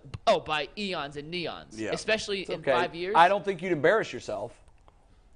Oh yeah, I can't guard. You'd any get the of these ball guys. taken away from you. Well, you'd be a mess on defense. I'd take a lot of charges. But or I let do Mike think spend 1 day at Cavs training camp. it'd be a great Oh, story. my God. I would do that. It'd be a I'd do great that. story. I think we probably have a better chance of getting him on a G League roster for a game there. I bet you I can Yes. practice with the Charge one day. I bet you I can practice with the Charge. Yeah, you've got some ins there, and you're a basketball player. You played Yeah. college basketball. Like, you're not going to embarrass yourself. What's that 7-footer that the Cavs G League team had? Who was that? He was well over 7 feet. He played a couple games for the Cavs. Taco Fall? Taco Oh, yeah, Fall. I want to see Mike up against Taco Fall. See, told you, man. I just want the pictures of Yes. the two standing next to each other. I'll send you a picture right now. I played as a Globetrotter, and I had to defend the 7'6" guy they had. Nice. This is pretty. Just fun. put it on air. Can you show it on air? Yeah, I'll put it I'd on like to tag see board. you alley-oop to Taco Fall. That would be fun. I did throw an alley oop to a guy. Hey, we've got Joe Thomas in the wings Yeah, at so let's 12:30, get which this only right. leaves us 11 Yeah, minutes yeah. We to gotta talk talk about the Guardians. Guardians, Gotta get Guardians. which, quite frankly, is about all they deserve. Oh, my God. After what we saw over the weekend. If you Yeah. weren't paying close attention, they built a 4-0 lead on Friday thanks to a couple of 2-run homers by the Naylor brothers. And then they took a dirt nap. They gave up 12 runs after that. Savali pitched great. I'm not sure why he was on such a short leash. I was totally I was What happened? I was working in my garage and listening to it on the radio, so I Yeah. didn't watch it. Right. But when they came back to start the 5th or 6th, whatever Sixth, it yeah, was, come out. and Tom Hamilton said Savali's out of the game, I'm like, what? Why would he be out of the game? He'd given up, I think, a solo home run, and that was it. Yeah, he was pitching very well. And then that game fell apart in a and the hurry. reason I was even more surprised is because Tito had to know going into this weekend, I can't overwork my bullpen because I'm probably going to go with a bullpen game on Monday because Bieber, who now Xavier has Curry the is forehand. starting tonight. Yeah, well, he had to go that route because the bullpen right now, if you Google dumpster fire, that will be the Guardians' bullpen team picture right now. Jay, let's face it. This is just not a good baseball team. No, it's not. It's over. I've lost any hope that they're going to do anything. I love the way Savali's pitching. Gavin Williams and Bieber have been really good for the most part. Everybody else, except for Josh Naylor. Yeah. The lineup stinks outside of a couple of guys. The bullpen's been terrible. You know what, Bull? I'm with you. It's inexcusably bad. This is a major league outfield they're trotting out there. I mean, it's crazy. It's crazy. And a couple things I don't understand. Quan went 4 for 5, though. Quan had a home run Quan had a yesterday. good weekend. He had a good weekend. He did. I like this, Jay. So right before the All-Star break, Bo Naylor, his last 2 starts before the break, had 2 good games. Yeah. He went like 4 for 7 with a home run and a couple of doubles. First game after the break, Friday night he starts. It's a home run. Yep. I think he went 3 for 4 in the game, whatever it was. Yeah. On the bench 2 days in a row. I don't know if he was hurt and they're not saying what happened? Did the ball hit you and you didn't have a cup on? I'm confused. Why he's out of the game? And you know what? Normally you say, well, you rest your catcher on Sunday. Yeah.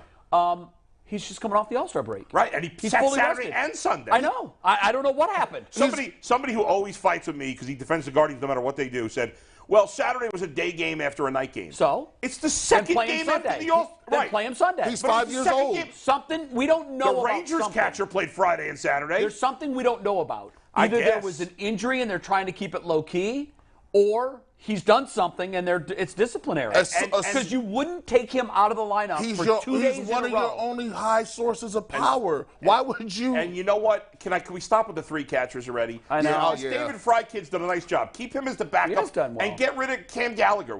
Cam Gallagher's terrible. I don't understand it. It's so and then in the night they blow this lead. First of all, they were up either 4-0 or 4-1. Yesterday was one of the worst losses of the year. But yesterday you're up 5-2 in the bottom of the 8th against the highest scoring team in baseball. Right. Doing a great job with a supposedly good bullpen. Yeah, and to be fair, Stefan, before blowing that game last night, he'd been one of the few guys who'd done a good job. Yeah, that's why I was so disappointed. Walk. And you know what? I know I was listening to it on the radio because I was at the golf tournament. Yeah. But I will tell you that Tom Hamilton, just the way he was calling the game, I knew through Tom's voice and inflection, because he had said a couple of hitters before it was over. Yeah. He can't command the fastball. He can't command the strike zone. Yeah. He kept throwing the splitter for ball after ball after ball. Yeah. What are you doing? Why are you throwing the same pitch that you can't command? So bizarre. I'm really confused. Again, Tito has royalty status, and we rarely are critical of him. He's having a bad year. But he is not doing his best job. No, that's not even close. They're 2.5 out right now. Nope, that's on us. Yeah. Why? And I know I've made people are like, oh, enough with the Miles Straw. Why is Miles Straw play every day? Why every day? I'm with you now, Bull. And in the ninth Oscar inning, Gonzalez plays no games. I know. They pissed, and Gonzalez is now hitting almost 280 at So you're telling me that Miles Straw is an everyday major leaguer, and Oscar Gonzalez is a minor leaguer? Can't play at all. And you know, we usually praise the Guardians for their moves. Right. They're wrong on this. They're 100% They are wrong, and it's not defensible. If they, again, as we talked about before, if they were the Texas Rangers and they were scoring hundreds and hundreds of runs, you could hide a guy like that. Then fine. I don't need. Right now, you've got to take. Even if Oscar Gonzalez comes up here and sucks, you got to take that chance. There's too many holes in the lineup, and then to not pinch hit for Straw in the ninth inning, you're down a run in the ninth. Why? I know they wanted to get his speed, but his OPS his on base isn't great. It's awful. It's under 300. So you can't. Why not bring up? You know who's been pretty good, who almost never gets a chance, is Tyler Freeman. And he seems to come through in the clutch. Why not pinch him? He's not slow. I know. Why not pinch hit him there? I have found myself second guessing Tito more this year than I ever have. I think he's had his worst year as a manager, at least here in Cleveland. Why does it seem like they like playing that way? It's almost like they like this is what we want. Like we don't want anybody who has power. We want guys that can probably particularly at a time when the entire game is gone to power. Yes. Do you see the feeling you get when you play a team with power? I'm sitting there watching. I'm You're thinking, never safe. You're never. It just feels like you got all the doors locked. You got the ADT system on. You're in the house with the shotgun, but you're still scared. So I put out this tweet. Jay, I put out this tweet Friday night. That's good. That Ahmed Rosario, Stephen Kwan, now Kwan has another one, but Ahmed Rosario, Stephen Kwan, and Miles Straw between them, as of Friday, had 4 home runs and over 1,000 plate appearances. That's crazy. And I said, remember our old buddy Yu Chang? Remember him? Yeah. He has 4 home runs for Boston and 50 plate appearances. Hey, okay? man. And people were like, oh, my God, why are you bringing up him? He stinks. He's got a bad... My point wasn't that Yu Chang is very good. Right. The point is that even Yu Chang, It's to demonstrate. in 50 plate appearances, is hit for. He stinks. But he had 4 home runs. Those guys had 1,000 plate appearances. Now at 5. Bull, if Sin-Soo Choo came back, he's Right a now. god. He's the best player we've ever. Sin-Soo Choo, and we're like, he's not that good. Like he's. It's what's remarkable to me is like last year it was novel. Yeah. Because Yeah. you were able to say the Guardians are doing it their own way and Right. they're winning. Yes. And now we saw what that led to. It led to they lost to a team that hit a whole bunch of 3-run home runs. Right. That's what the Yankees are built for. And that's what gets you by in the playoffs. That and great pitching. But now it's almost like they're being stubbornly defiant. Yeah. We're gonna do it this way. And they're saying, no, this is how we're built. This is how Yeah. we're going to roll. We don't want anybody that's going to do it that way. You can't have an outfield. You can't. Yeah. That does not supply power. I believe now it's 8 total home runs between Straw, Brennan. Between your and 3 everyday starters. and Kwan. It makes me 8. feel like if you have an error or you strike out, you ain't playing for us. Can't play you. If you strike out, Gary Sanchez, Can't remember play for him? you. He was basically out of baseball at the beginning of this year. Got picked up by the Mets in the minor leagues. Wow. Got cut by the Mets. When he a got catcher? signed to a minor league contract with the Padres. They called him up. He's got 8 home runs and about 100 plate appearances. I forgot about him. The Guardians' entire outfield is 8 home runs. What? 8. 8? 8. They're 3 main guys. Well, everyday players. Brendan has like 5 or something like that. Brennan's got Brennan 5. has 5. He leads the way. Straw has has 0. none. Kwan has Kwan 3. has 3. Rosario's, and then if you had him in, he's got 1 or 2. Rosario's a real head scratcher for me, too, Bull. Wait, Yeah. speaking of Rosario, real quick, if anyone out there has seen the tweet about the extension for that's fake. Rosario, Yeah. it is fake. Do not look at it. It's from a fake Yeah. account. It is I know not our buddy real. Eddie sent it to us. But some he got people it. took the bait. Yeah. No, and reporter in Toledo, I'm not going to name his name. Yeah, don't. Ran with it, so just know that is very fake. That's what it I'll is not report. real. Who There's ran no- with it? There was a reporter in Toledo that retweeted it, right? God. Yeah. Retweeted it and tagged the station, and the station retweeted it. Ouch. And because the Tegna retweets, That's it what. goes through. That's what That's what gave it gave it legs. Yeah, so yeah, just yeah. so you know, that is very fake. If you see it, he is not under a 5-year deal. There's through no way they're giving 2029 him an now, extension. No. I was in the camp of keep him. Yeah. Last year, I'm in Oh, the me camp too. of he can't be gone soon enough. But here's the thing: Gabriel Arias is not his replacement. No, I mean, listen, to be fair, he's been good lately, actually. Not Arias. Rosario has been good lately. But I'd like to see Tyler Freeman get some regular at-bats right now. See Yeah, what he's I would got. too, because- he's played well. Again, he has no power either, at least to this point. Right. But he hasn't played that much. But, like, at least he's hitting for a good average. The Guardians are going to have to come to the God. realization that you will win nothing No. with small, fast guys that can't hit the ball. It's for good to have power. some of They, those they guys. look like a good travel. Every team needs one. It can't be an We've got entire 5 lineup. We've got 5 of those guys. Yeah, I mean, it's just You can't. we got to have some power. They look like Olmsted Falls travel team. That's what they look like. Y'all cats- I don't think we lost to y'all one time. You like, these guys Bring are still Ozzy in to every row. base. Did the Twins win all 3 this They weekend, or did just 2 or against 3? Oakland. Yep. So we're 2.5 out. 2.5, Yes. yeah. To me, it feels like 10. Yeah. The way we're playing right now, Yeah. that feels like. By the way, for the Pirates tonight, they're calling up their top pitching prospect to make his major league debut. In against the Pittsburgh Guardians. is. Yeah. Yes. Right. And you guys didn't even talk is that? about whether or not Bieber is done. I think the deal's done. He's not getting traded. He's not getting traded. He'll He's be not here gonna next pitch. year. Worst be here case next scenario, year. he's back in August. So there's always a lot of funny stuff that goes on around situations like this. Sure. It's in Bieber's benefit right now for him to be hurt. Yes. Why? Because teams are looking at him going, "Oh, he's done. He fell off. He's out He's of done." Right. He's pitching for a future bag. Here. Yeah. Yes. And right now, and I asked this question to Zach on Friday, and you were here. The reason I asked it is because if you're the Guardians and you think that this is something real, his drop-off, then you're not interested in trying to work an extension. Right. However, he's vulnerable right now. If you think that he does have some soreness and he's going to return, like, let's face it, Justin Verlander's 10 years older than Bieber when everyone thought he was done, and he came back to win a Cy Young. Yep. So I am not of the mindset that this guy's over the hill and done. I'm not. No, I don't think he's done. I have said for almost a full year now, going back to last year and all of this year, something's wrong with him. I don't know what, but you don't lose that kind of velocity unless there's something structurally going on. But he got checked out. They said there's no surgery, so that doesn't mean that he's completely healthy. No, that's true. That's so true. what I'm thinking, if I'm the Guardians, and I think that this is forearm tendonitis or whatever, because I know what that feels like. It's hard to pitch through it. Right.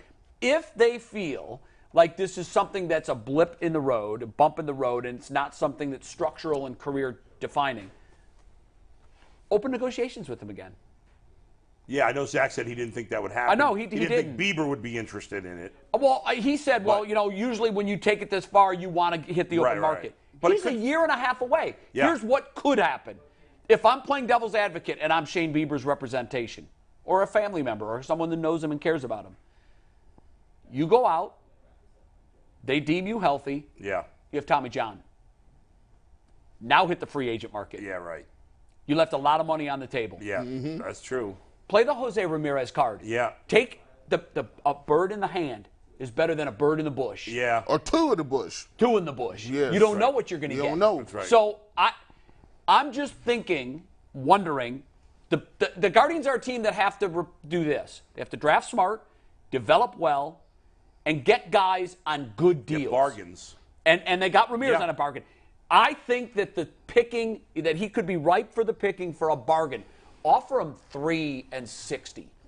I don't know. Yeah. I don't know. If he would sign that, I would do it. If you could get him for that, because his representation might tell him, Shane, you know you're not yourself. Your arm clearly isn't right. You hit the free agent market next year, coming off Tommy John, you could be looking at 2 for 24. Right. You know? And it's a complete prove-it deal. Sure. Right. All right.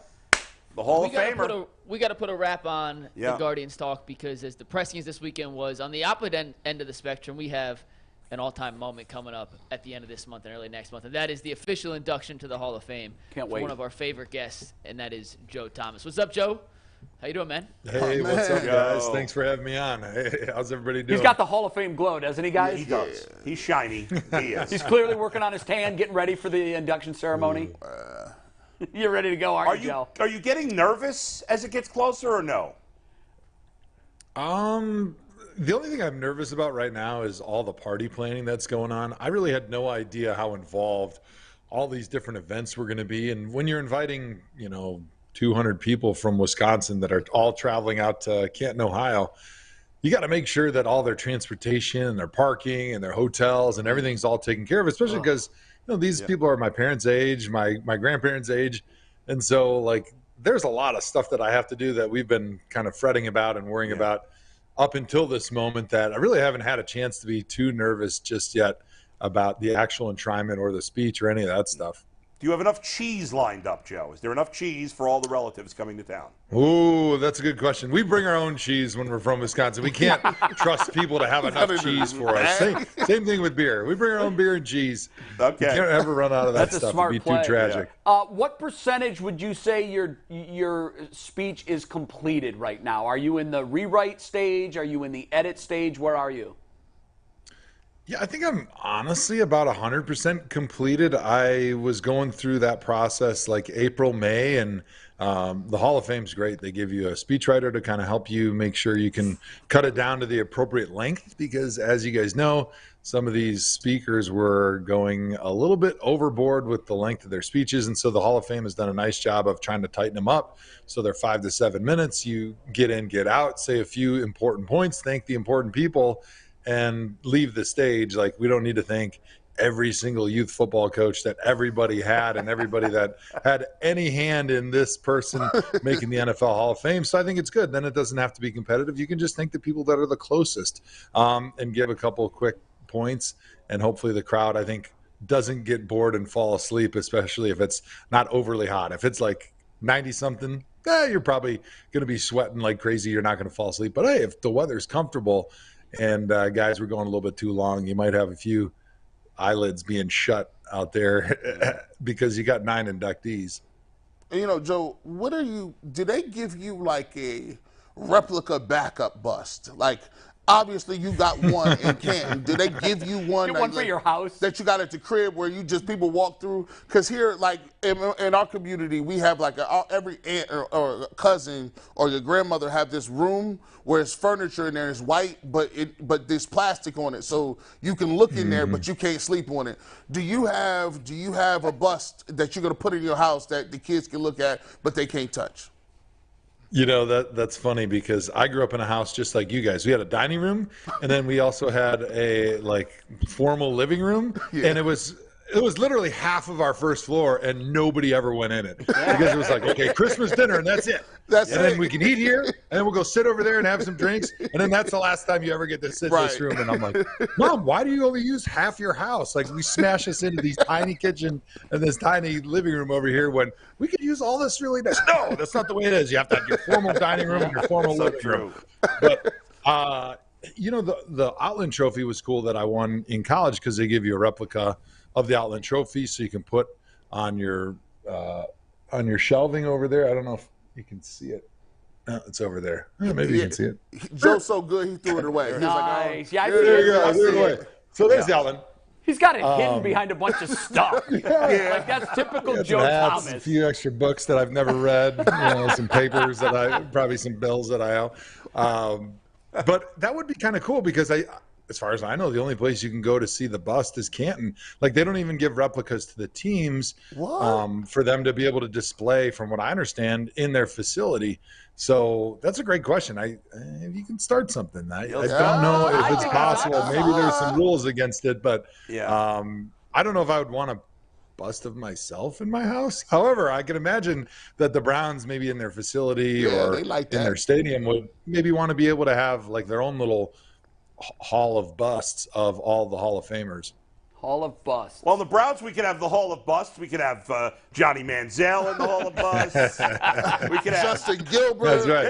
There's been a lot of first-round picks since you, Joe, that we could put in the Hall of Busts. It would be a great museum. Very interesting. You'd have the Hall of Busts on one side and then the Hall of actual busts on the other side. And you could tell the full story of the Cleveland Browns. Outhouse and penthouse right there. Look left, look right. Justin Gilbert. Oh, my God. Yeah. Unfortunately, we'd have way too many on the bad wing than the good wing. Yeah, that's true. Yeah. So, Joe, when you look back on your career, and I imagine you were doing that when you were writing your speech and you're reflecting back on the entirety of your NFL career. And I'm not asking you to give us a preview of your speech because obviously we all want that to be a surprise. But how have you sort of summated your career in these last couple of months as you've reflected back on it?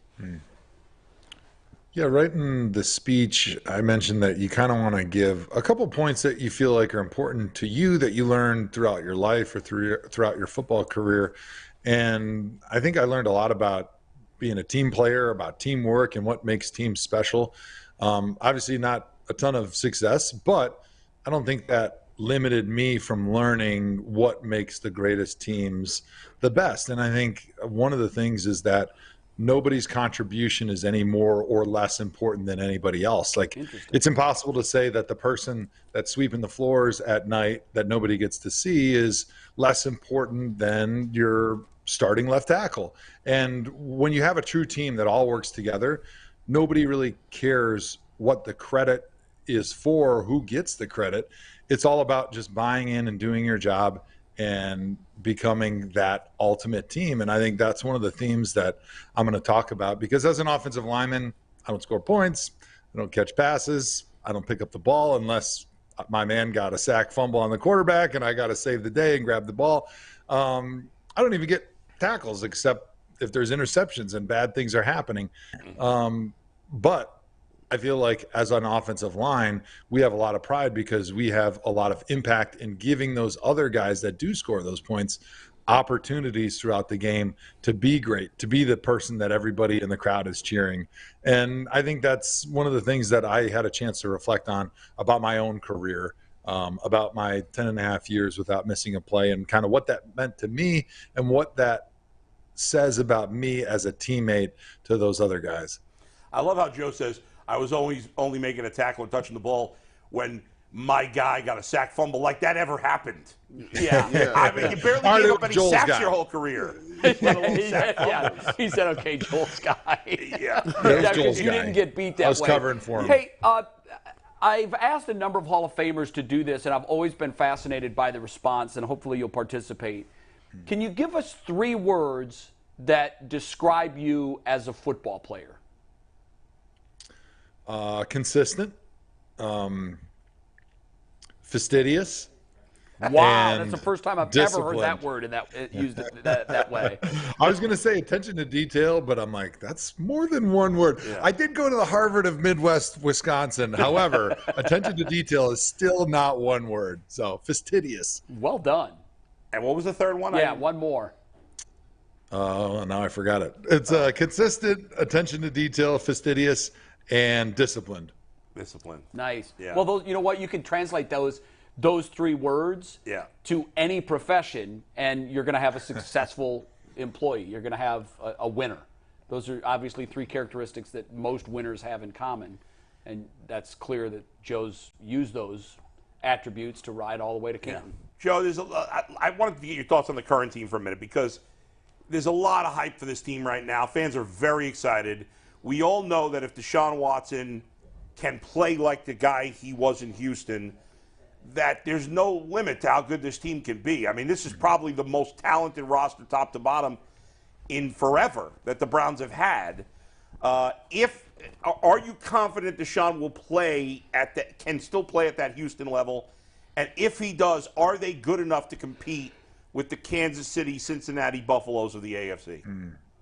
Yes, and yes, absolutely. Like, we didn't really see the true Deshaun Watson at all last season because of 2 things. Obviously, the huge layoff that he had, and being a quarterback's all about consistency and day in and day out getting those looks from the defense so you can deliver the football where it needs to be on time and on the money.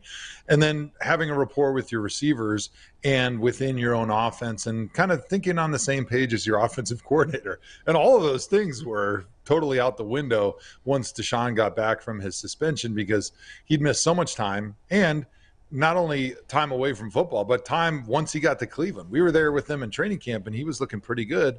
And I remember being there on the day the NFL came down with his extended suspension.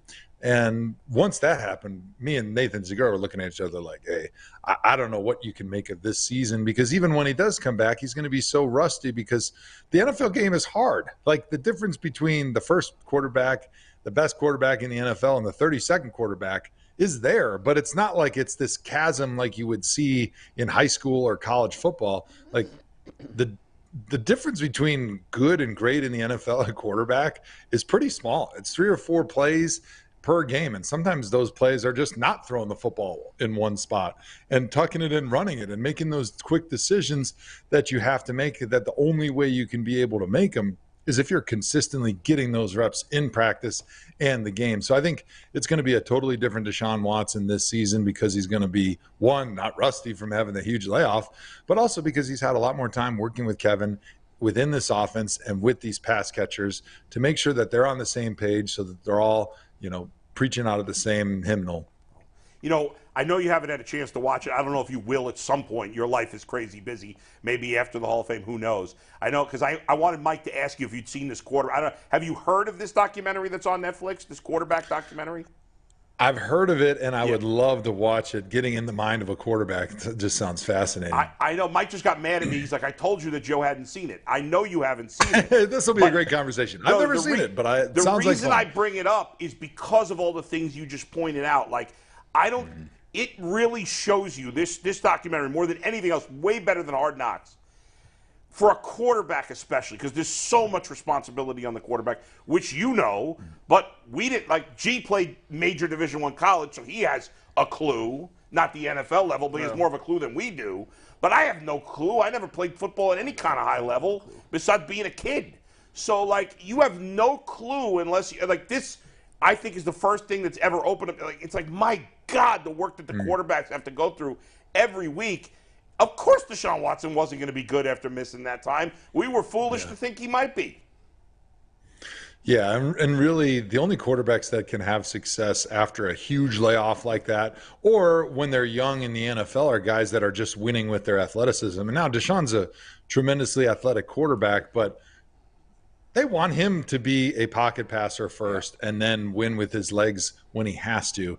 And so when you look at rookies and second-year quarterbacks in the NFL that have great success, it's typically because they're doing it with their legs, and then that's opening up wide open things in the secondary. But to be a guy that wins within the pocket or just within the confines and the rhythm of a normal offense, you got to have so many reps and you got to be at tip-top shape physically and mentally to be able to quickly make those decisions. And then on top of all that, now you got to deliver the ball accurately and on time. And you have 1.5 to 2 seconds on each play to be able to do that after the ball is snapped. It's incredibly difficult. And you got to remember too, like whatever you put on film this week, now the defensive coordinators next week, they're all watching that. And then now they're going to try to bait you into any tendencies that you had from the week before so that they can pick you off. And really, the difference between a good game or a not so good game at quarterback might just be 2 throws. You go from having 2 touchdowns and 280 yards passing and no interceptions.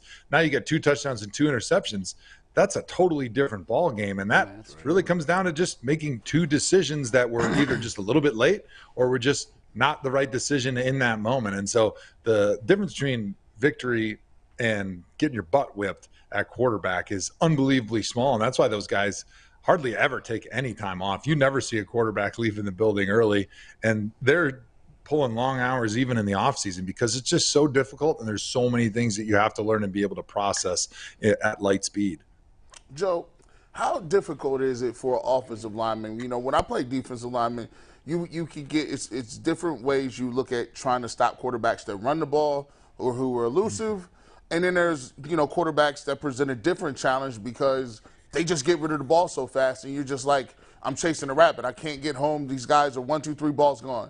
But for the offensive lineman, when you go from Jacoby Brissett to Deshaun Watson, where now you're doing more scramble drills, now you got a guy that extends plays, and you may be used to holding the guy or used to the ball coming out, but now you're looking around. Is it difficult to transition into a guy that moves around a little more than a strategic, just a straight drop back passer? I think it's just a little bit more difficult because you got to have yourself a little bit more physically in good condition, because when you've got like a Peyton Manning or a Tom Brady back there, you got 2.5 seconds. You know the ball's going to be gone. There's not going to be any chasing your guy left and right, outside the pocket, down the field. Like, he just gets back. You get in your man's way like a bump on the log for 1.5 seconds, 2 seconds, and your quarterback's throwing the football. But now when you have a guy like Deshaun Watson, what you have to do is you're watching your defensive lineman's eyes, right? Because you're trying to see where he's looking to try to determine where that ball is right now, because you have no idea what Deshaun's doing behind you. You can kind of understand from the confines of what the play is, but when he decides to leave the pocket, now it's a matter of watching my defensive lineman's eyes. Okay, his eyes went over there. Boom. Now I got to turn. Now I got to run and try to keep up and keep my body between him and the quarterback. And all of a sudden, if my guy turns and runs and his eyes are downfield, okay, I can assume that the ball got thrown. But really, it's just kind of playing off of his body language and being willing to extend the play, whereas pocket passers, you don't have to do that.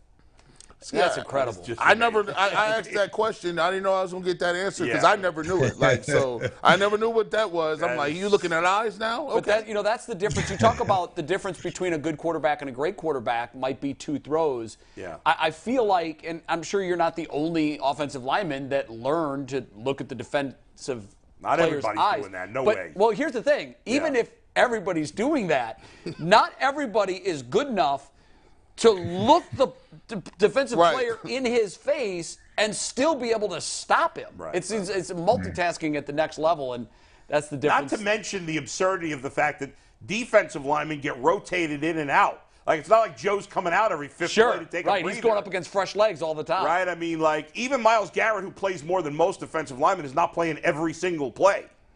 Whereas Joe's playing every single play that the offense literally does. did play every single play. It is just crazy. We recently, this is driving me crazy. During this whole interview, I've been trying to think about who said this.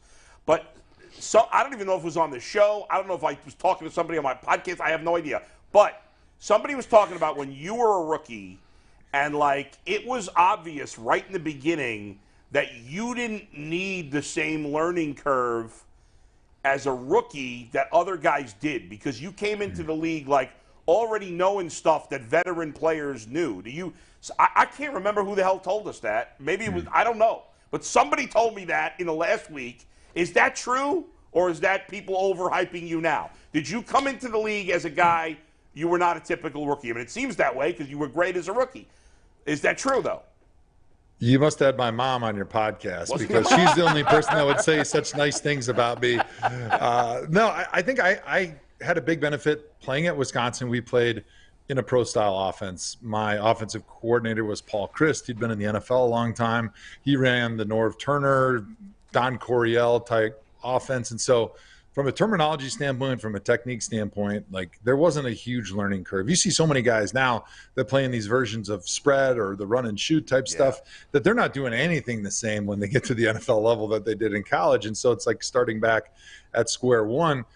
So I think I had an advantage there, but also like I talked about at the beginning of the show, like my attention to detail was always the one thing I thought that was my superpower over not only my other offensive linemen, but the defensive linemen, because I was going to focus on things that were smaller than anybody else on that field that most people would just think is inconsequential. But I knew maybe once every 3 games, it was going to make a big difference for me.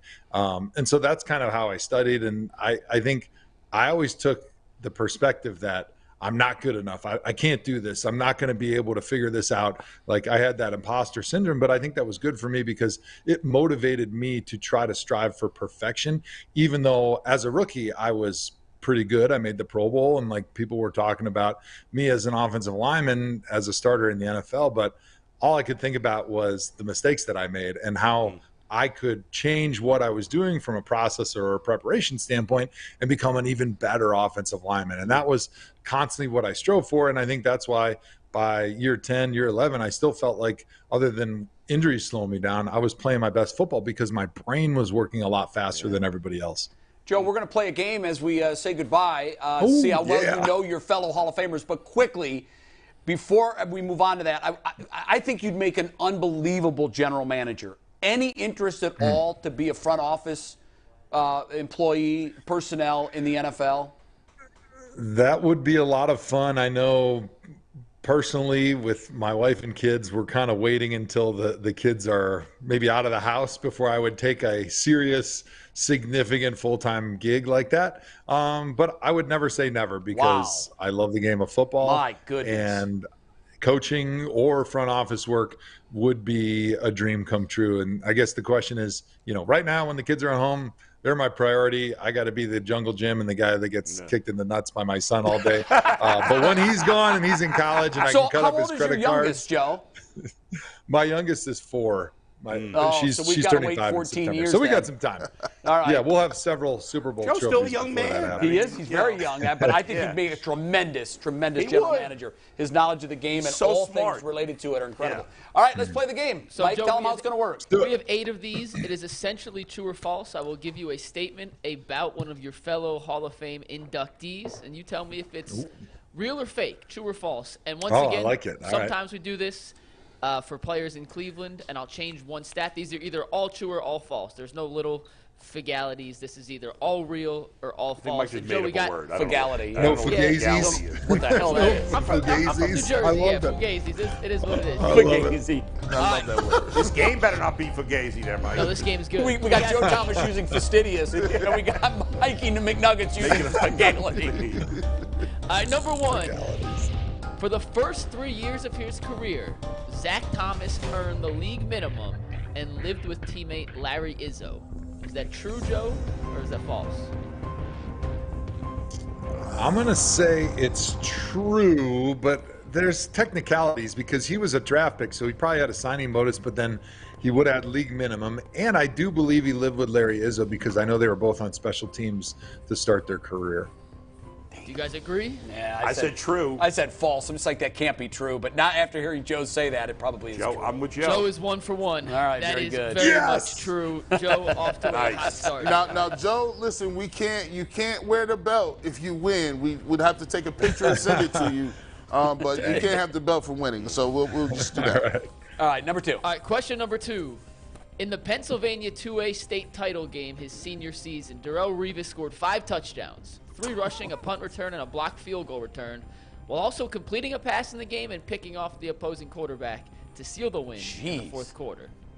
True or false? It's going to end up being I'm like saying the semi. false. Yeah, because he's a tremendous athlete, but there's so many stats in there. It seems like this is something that McNuggets would have just thrown together to try to fool us into believing that Revis is a great athlete, which he is. Yeah. But he also had these fantastic, unbelievable game here in the title game. Yeah, I think probably a regular season don't game. know. If he did that in the state title game, we all would have heard about it. I like by now. Joe's logic, but I think Mikey's not creative enough to come up with all these. I take offense to that, Bull, and guess what? Shots You're fired. right. Dang, it's true. Wow, Gee, that's amazing. That's a That is lot. amazing. I never thought Revis That's was crazy. dead. He did everything. I guess All that's right, why he's number Hall of 3. Famer. He also marched in the band at halftime. Joe is 1 for 1. 1 for 2, excuse me. Question 3. Rondé Barber has a twin brother named Tiki. We all know that. He's also the father of a pair of twins, Sean and Alexander. I'm copying whatever. The Sean and Alexander thing is a giveaway. Hey, No way. I'm copying whatever Jay says because he knows him intimately and has shared cocktails with both brothers at the same time. That's a fact. I don't know really, but I just said it. It's false. Tiki Joe? doing sports talk in New York. False. False. I'm going False. true. And I stumped Bull. This is very false. Jay, you got me. This I is should Sean have Alexander. known. That's a good Alexander point. gave it away. Yeah, I know. Sean and Alexander gave it away. You're right. I should have known better on that one. Does he have kids? Do you know? I think he does have kids, but I don't think he has twins. Okay. Like I said, it's either all real or all false. The Sean and Alexander was like, okay, that's good. Yeah, I got it. And they're named Franco and Harris. That's on me. Okay. Question number 4. DeMarcus Ware did not lead his high school team in sacks as a senior. That honor belonged to Osi Umenyiora, Super Bowl champion of the New York Giants. Are they that same age? Well, So they you got first stab at this. True or false? Osi could have been a sophomore or a junior or He younger. coulda. I don't know. Joe, what do you think? I'm going to say false.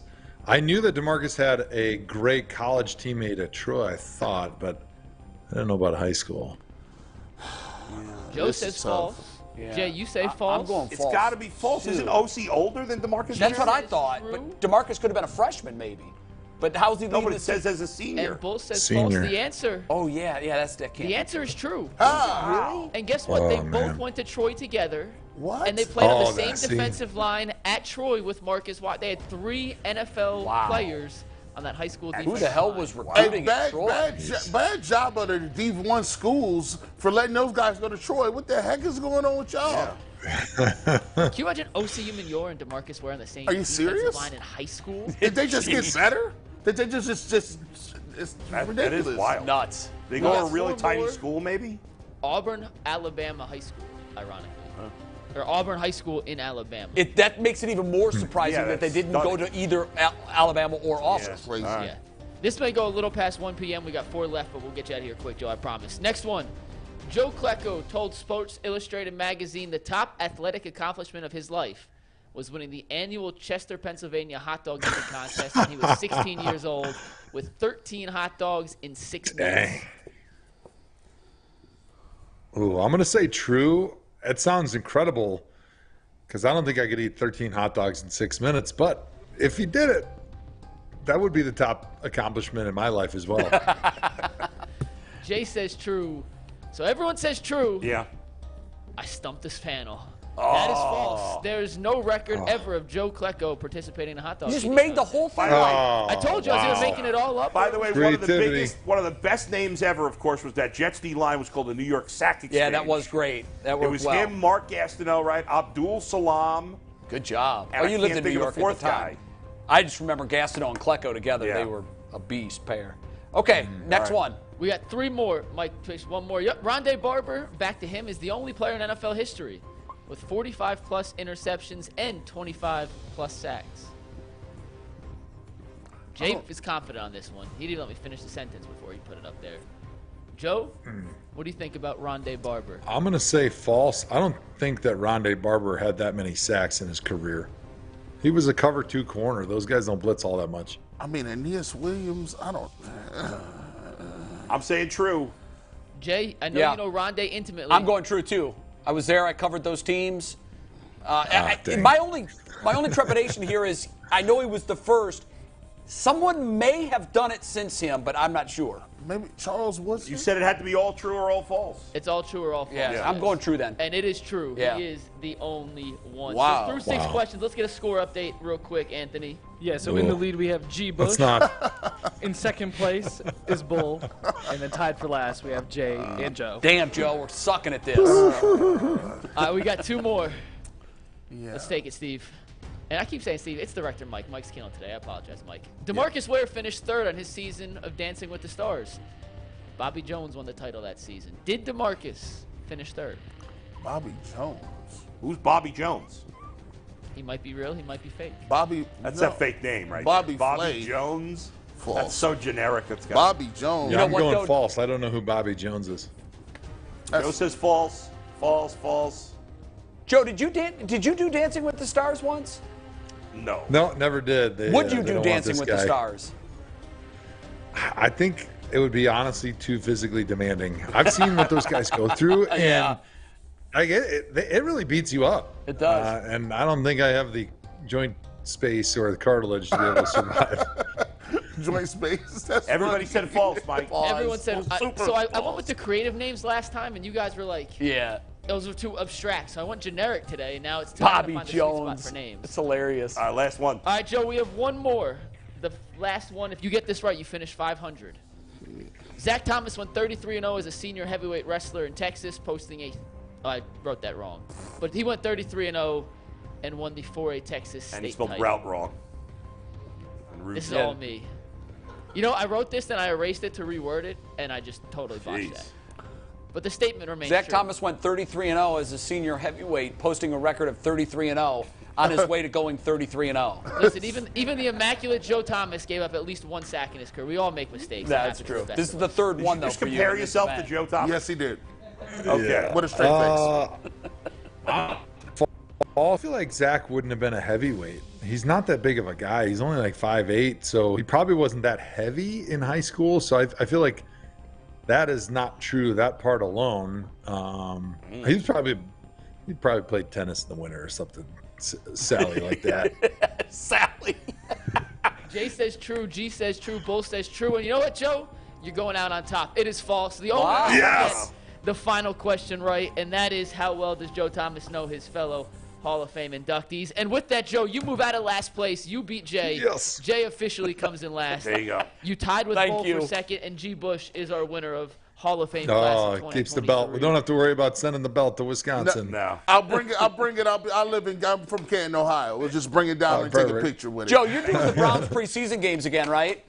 Yep, They've- exactly. They're home on August 12th, I want to say. Is that versus the Commanders, I think? Yeah, I imagine you'll be Yep. in town early.